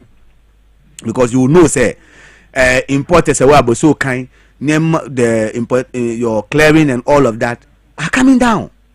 So things will change. Now, let me come back to Mimi Mpomudin Huasem. Yes. There's confidence in the health insurance, and we encourage everybody to look at it. But His Excellency, through his health minister, is doing something to our health system that we must, I was saying, we realize it, say, non-communicable diseases. First, na malaria, typhoid, didn't know. Saya yare bi wo ho, but say anya na ekunyen. Because anya ho aduro. But near high hypertension, diabetes, stroke, kidney diseases. Nisa anyama no ena sia high. Now, adentina eno abasoro sa. We would be later. Now, the government's policy on it is that government is so I say in 3 different levels. First one, His Excellency day by free primary care. Minya ena ya sem papa bi pa eba. Free primary care chese. Eno nde he. No your policy be His Excellency dey ba. So what insurance so we need insurance so ye Ghana ni na what Ghana ha we crazy bia what. When we roll it out fully, we call any chips compound. Free chip compound. Yes, that is where it's going to work. That's where it's going to work. Okay, chips compound and some health centers. Okay, you're free. Intino ubetimi asori akọ hwenya uni card bia no akọ mpacho mo check me BP mame ombe check am e free. Say we know abama nkru nketo amufo obia because you said that is the place that we are leaving them out. Time you be hu omo no manya complication anybody on baba kro kase mu. Yeah, so we want to tackle it there na nipa na anya complication. Okay, wo BP ma yen hu ntem ne ma ondo na wa ma G because afi there am kidney afeli and am akomayare. So let's tackle the BP. That is a free primary health care. Into what diabetes, what you check sugar, you will withdraw, unkonya kidney failure, unkonya coma, unkonya problem, do baba G, ana kolebu, ana sunyani. Okay. So that one is a game changer. It's going to ensure universal access to healthcare. Obia timiko. So what health insurance? Only health insurance. Is free at that level. Okay. Now, normal bigger hospitals no more. Or district hospital or regional hospital, your health insurance will come in and help you. And we encourage everybody to be on the health insurance. Okay. Because now facilities no. Wow. Unya diabetes and hypertension. It was yeah. They bring into us. So a few people will still end up getting the complications. Our here dialysis. Okay. Our here kidney transplant. Our here rehabilitation be physiotherapy. When you stroke or you physiotherapy. So those people are here that high level care noa. Health insurance and kavano. A honumuna. His Excellency say Sam Rena asam to wa. Na what on fie nyama nyina. Na obusiafo abohu kan nyina. Yese ebusia dofunu. Na me kan cho say enye funu bia na ebusia do. Me as a doctor, me hu funu a efunu da ha ebusiafo hu kan mbofu. Because papa na ton hu bibia. Enye funu aka wo ho. Enye funu aka wo ho. Efu aka wo de ebusiafo. Efu ombe hu kan mbofu. Because omudu ko ye sen na omatumi ati omoka. But saya we and a mouse have problem. Dialysis you ubetimi aton hu nyina. So still ubeya abedu baby this kind of better. So now a whole and His Excellency is coming in with the third level. So the health insurance is handling the middle. Okay. At the beginning, free primary health care. Okay. I'm Hamadia Eba. The third part is Ghana Medical Trust Fund. Eyo omwa eno entansi nipa ne ndoso ba etowa waso be hye wanya cancer in the brain e was e ko bi wadwen mu sika ka sie wuntimi at that level ni yesu frɛ now we appeal for fund go fund me. That is where the medical trust now comes in. Into dream one who said papaya tenacity dream and the pay say from the beginning to the end. Ghanaian Times obi oye adwuma ye wo ho de bia Ghanaian Times beba bia no na ye dinitina to because ono so anya adwene mu problem ayese ye kopa ni trimu na ye bibi na Ghanaian Times for a series ka say obi andomo mu bi every day Ghanaian Times by our front page. Well, this is what His Excellency on per se we should get to a state whether you will live obetina nkwemu anase obewu a depending on baby we adwuma enipa wonim o network o connection and say it is your survival or otherwise should depend on yare nankasa any baby yare na edu enye o se kasemu ana ohia owom. So medical trust fund which has been launched which they are doing fundraising doc any was screen so no times need fund and obi nkumase no times need fund ya the bank account at all or you do Ghanaian Times when you say brain tumor into the parliament now what passing my Ghana Medical Trust Fund na sika nkofo pledge mampenya pledge 6 months of one salary vice president pledge 4 months minister of health 3 months nkofo be me committee I pledge 100,000 nkofo we nyina di gum na bicycle no so person di come the kan ho a BBC no ababe kwa koso ase because I had ne ya na no den e ho ka doso obako fo ntimi and na wontimi so fan to health insurance so the to health insurance be collapse so those ones needs a special system you bet me their support. That is where the medical trust fund comes in. Okay, it's medical trust fund aka Mahama Cares no. Yes. Most of my adwuma every bill ne da ho. Yes. E the party me sure say mo ba parliament e nche wo ho. It's ye my ho be to say boso me be saying that the parliament e back. Me nanka me nyan ntie say boso me we ya mu de be back towards the end of the month. Okay. You be back. Okay, it is one of the priorities. One of the things that it will be prioritized. Okay. I don't know whether it comes on a certificate of urgency or normal. It is something that will move very fast because already no money sika. But we need the legal backing. I'll make media be account and nini when I know this cabin egum. Okay. Because yes, you can't operationalize it. To set up a secretariat, we need that kind of thing. 44 minutes after 9, today in Kobato baby, Professor Dr. Titus Bayo and I attend in Kano. One of them Rashibi need ma Lambusi, Ewo Upper East. Upper West, Ewo Ghana has say. Where a medical doctor and a medical professor, I can annoy General Secretary the Magana Medical Association. Tebasa issues where are there what tears everyday doctor to patient to other administrative issues no or are there tears baba agenda 111 any health facilities are your Ghana ha near Mahama by waba be edia fa ho ene ne yenhwe nim ba mame fa ko health alert clinic mento ade kakri bi mesamba sisia health alert clinic seven cancer say ne provide organic products ni nyina herbs what they are eboa also na ha wana say chronic hypertension stroke and say wotenasia na onasi ayetitriti anase cheche rough oda osori abose obaby anyamsa I say ayetitriti mesra oba ho a ebetuma aboa prostate issues na fe obi a kakra bi na ne su chine nante kakra wa bresisi yare oba ebetuma aboa yo laboratory services wo ho a oba ebehwe omogem na yahwe bibia ha ansa na e dey do account Monday to Friday ye adwuma anopa no nson kopem ewia no 9 Madina na yewo yani post office ne di hwe ni mo First Atlantic Bank ne chi wo pe First Atlantic Bank ni Madina post office ne di hwe ni mo ba na chi sa yewo the same building no e ho na obehu ye Kaswa Pokua say assignment obetumi aba 0242 518893 0242 518893 Ghana Limited for at the Araba Bazen Pills na by ma edru a wono ma sisi waso basima yema omo a womo menses na babebre na fe okra yem hyeso wo so wo de ema yi ntiminu ya ba akọ ne ko pebi ebo wa so sa ha wona sene e de ama wono na ye free ho na tu ase no na esa sisi wa himfi ho obaye kama moja bedi afusani ye pharmacy shop bia Araba Bazen Pills obenya bi Jukat Pharmacy worker so anti kaswa from beko ho Jukat Pharmacy and a Pharma Trust Pharmacy and wechi o Malam Junction obeko Unicom Chemist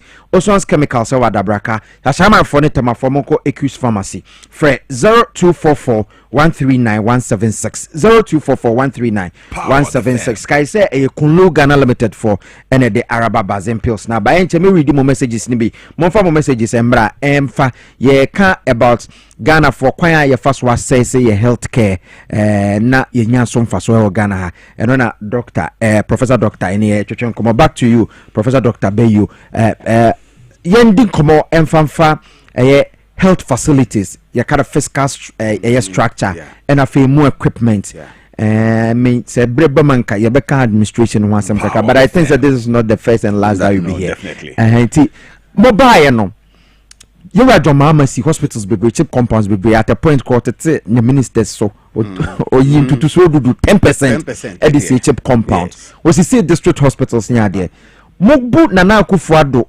Akutia say or buy when to men see district hospital back okra. But what the agenda 111 buy. Moko round so no dey na muhu ye.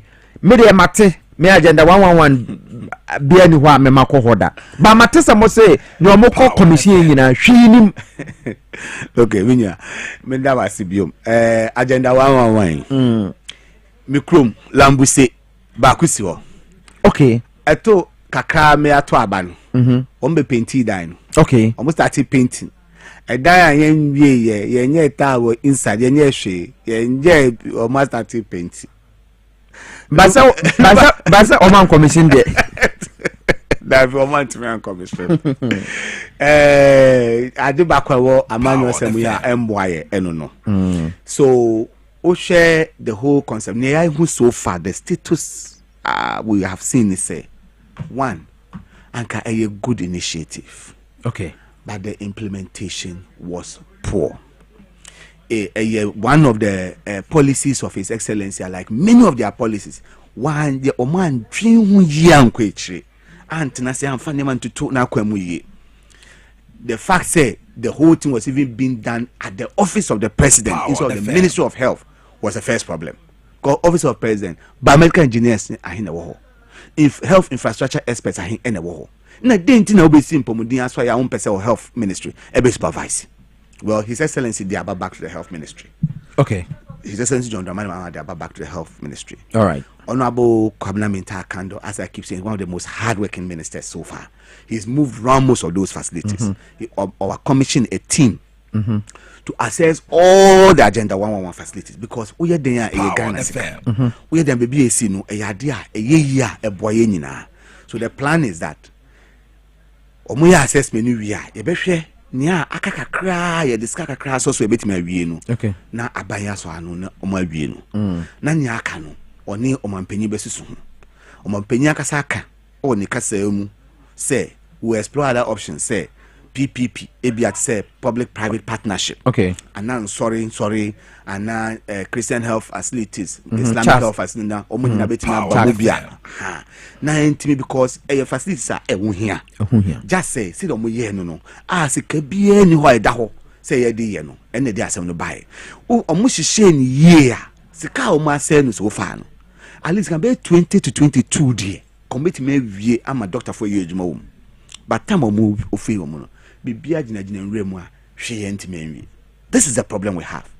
And I can't say hospital area and you dine agina ho no lambu say de okwa ya bo bia so ya bo ni nyina so Power FM no mo ye plastering okro be so wo lambu say kroma okay on abobo ni nyina so roofing awie no mo ye plastering ho na ne yedu now sabe nya wa ye kran wie wiring hospital wiring wo ho piping in the hospital near the normal plumbing piping your piping for medical gases ni nyina wo ho say wo ye because supposed to operate with theaters and recovery ward and all we nyina yenye and for you to say a hospital function as a hospital no you need to finish all of this and now think about the human resource component because untimi mfa a nurse for my school fresh a doctor for my school fresh enkoguo one be hwe omo so ye adwuma no it is apprenticeship. Into build that hospital, you need to send some experienced doctors and nurses from other places. Now the new ones need be account. Okay. No more to me a trauma there, no more share and yama. This plan was not there. And so a nyema year to your boss here. So nyameka fa agenda 111 say where a bisu umpotemuno. Kai say His Excellency is committed to working on them. But on timi wieni nyina prekope. Into assessment in a chere nia omobeye. My Minister of Health can several times so ye pese ye twaso. But we need to assess. Ne yenhwe. E ka eda ho ye sen. De ne beye. Na yahwe. Na baby I was say ye frofro so kra aka ho no. We will do it. And that's what I can say about Agenda 111. Power okay. FM. Eti Obia send me message our Facebook Power 979 page and so. Yeah. We say na mensa will say yen kancho say Winneba Trauma Hospital no problem e wo ho am say niam nkoso ye wo ho. Mo ko ho. Tama na mo ye mo text no. Team ko ho. Me man ko ho. Okay. So I'm yet to see the full report. But the another team covered Kumasi, Cape Coast, Eastern. Now they maybe taking middle belt. Okay. They also taking the northern belt. Okay. Maybe team taking middle belt. But one of the other thing I realize is say a lot of our facilities. Power FM. And Yemen Koye. And Yemen Koye. And Yemen Koye no. It be an attitude now. Yeah. Mamin Kayo. Maybe me Kokofredia Regional Hospital na a weekend. Na menu bi na nam na me kodru I check I think it was in 2021 or so. Saturday no probably me frɛ no pass that time now I think you were the deputy secretary also for Ghana Medical Association. Okay. A man for about hospital as early as 6 a.m. Power FM. Doctor B.A.D. ho and you could see say OPD one a man for bre utu so be so doctor ni ho. I called you around 9 still not doctor mbai. But me friend we no anche bia na me hu say doctor bia ba be hye ho I was start your consultation. Ama for identity ya na eba ne sa doc. So there's a little problem with attitude and the idea ye be ye hu. And a doctor for ni so. Doctor for ni so. And nurse for so. But there's still suban eka ho. Because Musa Okrah, there are ways you can organize health systems. You can still deliver excellent care.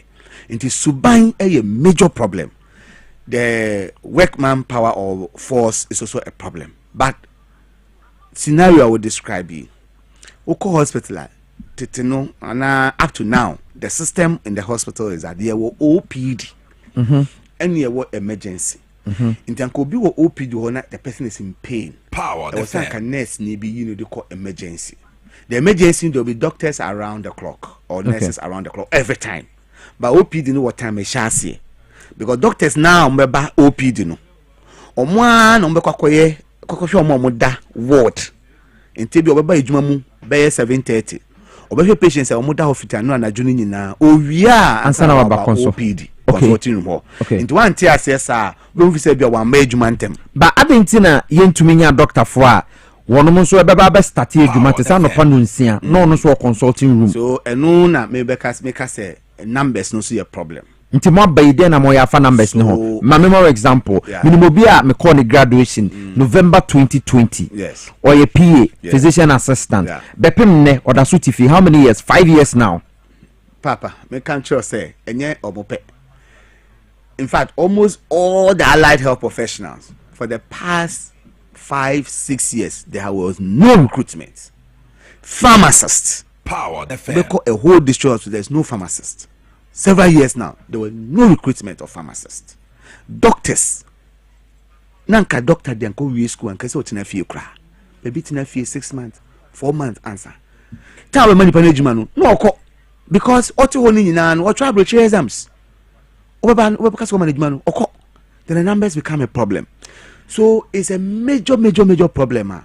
I know the Minister of Health is trying to tackle. Inti actually a doctor for baby nurses for baby and they are leaving because papa what go school 6 years 7 years actually school fees are boarding no way now with if you know juma another country needs you more than wahala why won't you go, you know? But if we engage them earlier all of that will go away. It's a major problem and we need higher number of the healthcare workers. Our doctor to patient ratio is very bad and it's even worse when you move out of Accra, Kumasi, Sunyani, Tamale. These are places I work teaching hospital. Who call Lambuse district in Ne?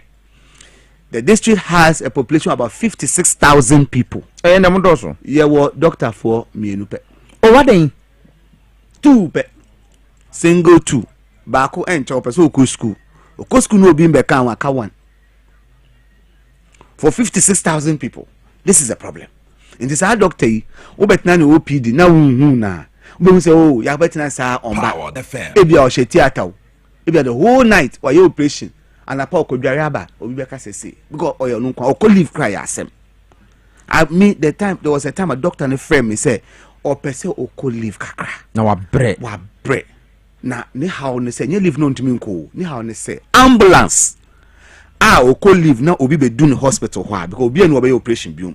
This is the two ambulance mo e dey call the next district which is Nandom. Okay. No wetimi aye operation no ambulance na say into Australia me ambulance ni ye answer na wetimi akọ leave no because okọ leave asem kese na ba. Doc, who say to go and buy ties to go and fix on this ambulance just for it to be mobile na doctor wetimi akọ leave. So this is a problem we are having.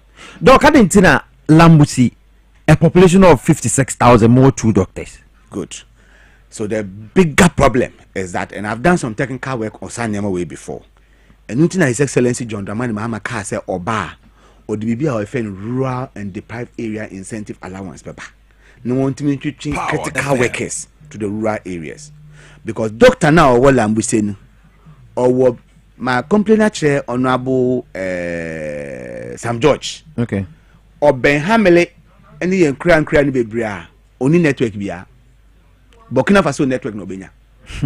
And in enough for crowd kasa. That's a problem, major problem. Yes. And how about that town for? Yes. Now, and if you go to the other areas, Dr. Noko and the onya school papa bian wako. The roads are bad. Now Dr. Iji the same salary.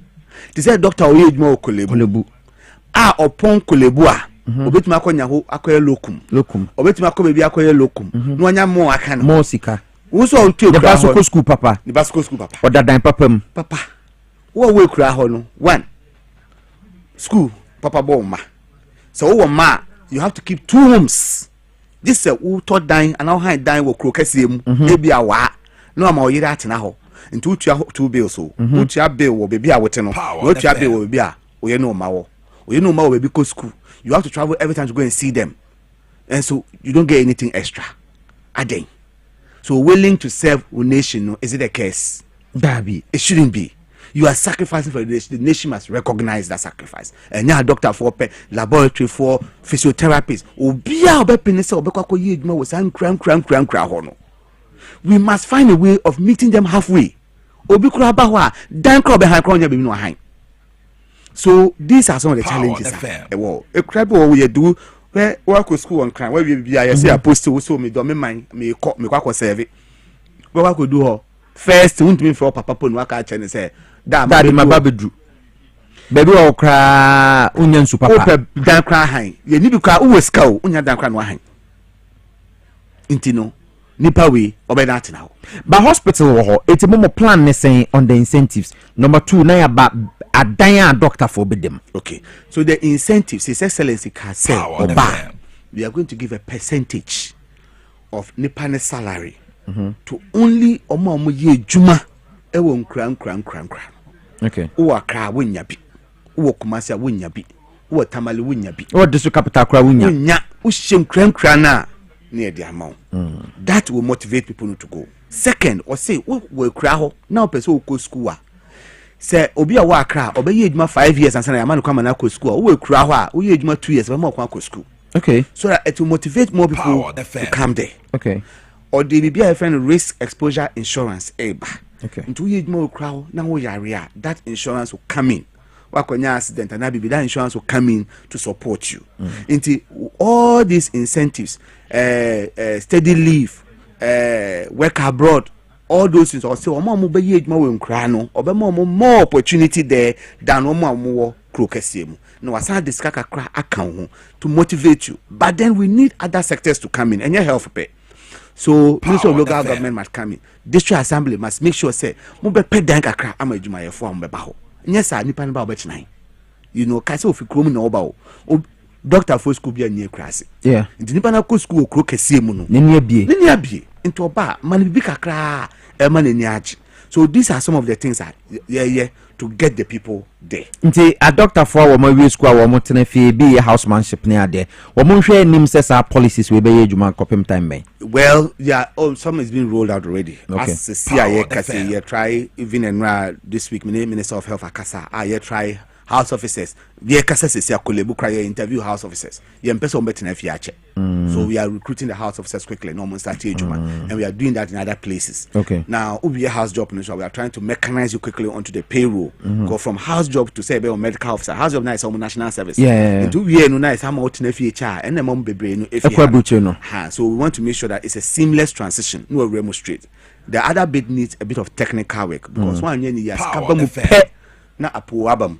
Because you can say 20% be obi no owo ebia kocha e lambu se obetina ebia waba tamale enso on sesa ni pay point na ogusu tua no ba wonte ho otina me kana se na baby doctor for na be doors so se mo doors one e was say ask na you feel. Okay. Because ebia mo anya other opportunities am betima akwa private na so you have to find a nice way you betima operationalize it na mo nya paper bi amfa ho. Yeah, documents be brave. We did one. I was on a committee back up present to the Anam committee no. Yes. Your friends manifesto committee. Good. Yeah, never be brave. Okay. So we are rolling them out gradually and I'm sure these things will be implemented. Okay. Mate, we dream for a health sector. We dream for the people of Lambusi anything. Na sorry so. Yo, my dream is say this assessment we are agenda 111 no, will be completed. We need it because you need district hospital. Okay. So it's my hope that the agenda 111 will be completed.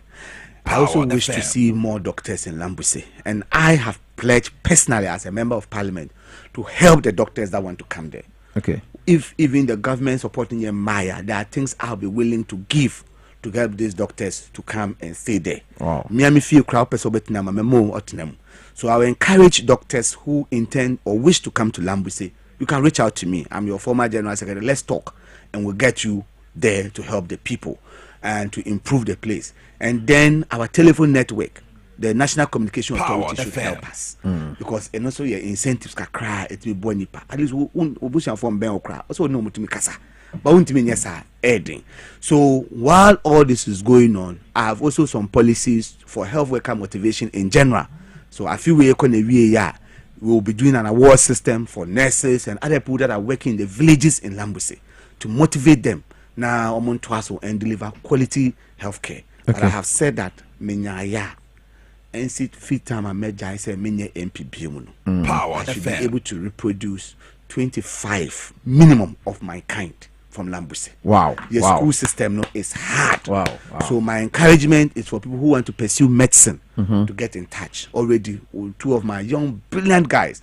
One is in UDS Tamale. Okay. In fact, the second one has joined him at UDS. Okay. And Bakukra, we need some BBA or called New York University. Oh wow, wow. So this is the kind of people I want to be able to mentor, to bring them up, so that we can sustain the healthcare. So doing this, no, then someone Ghana Education Service, a boom now near teacher for, so that they will be able to mentor and raise people like that. Exactly. Are you doing that? I am doing that. Okay. I've even started a scholarship scheme.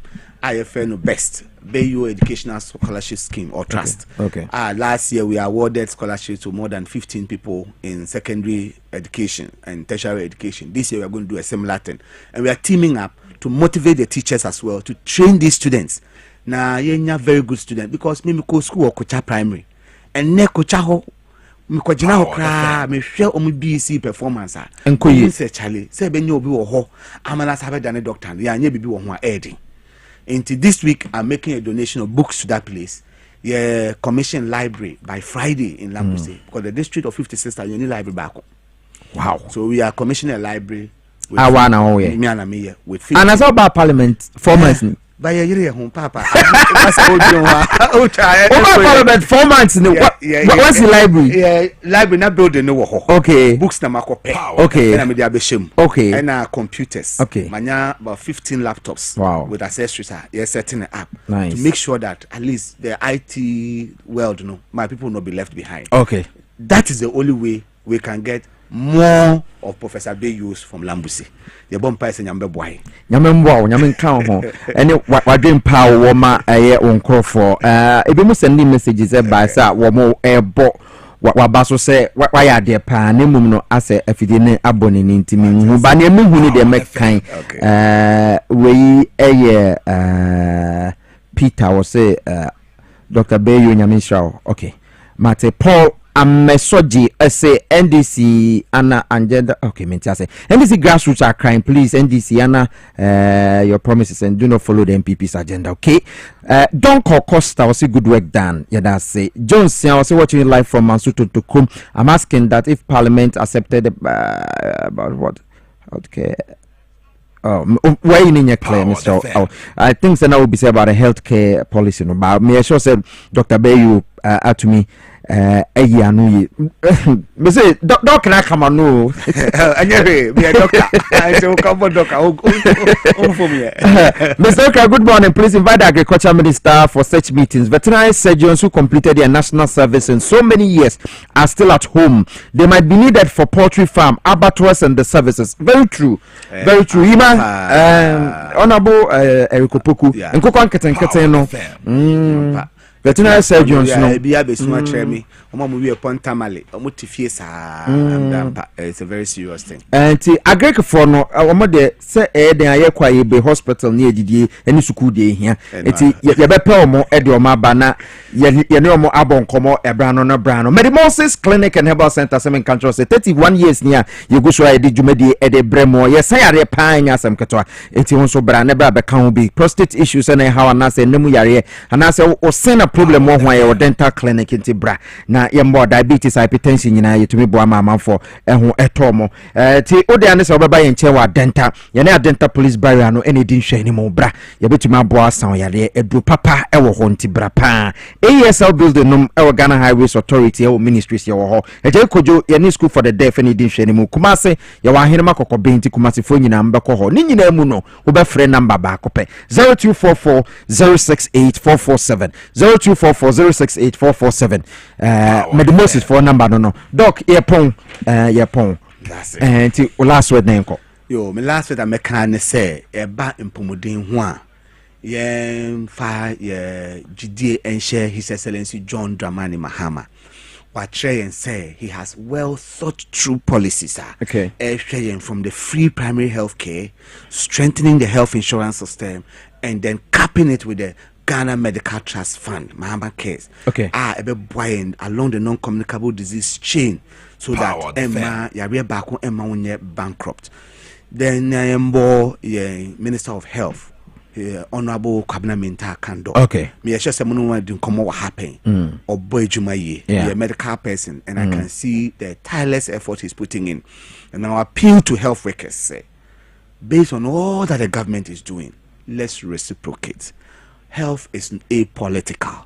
So at the service delivery point, put party colors aside. Now you offer the best of care as we have been trained professionally to the patient. All right. That is all we are asking. Mate. That's it. Medase Professor Dr. Titus Kofi Bayo, Member of Parliament for the good people of Lambusi, and our turning Kawasan Health Committee, so our Parliament. Nkomo ba ko bi no meba na ba bi di.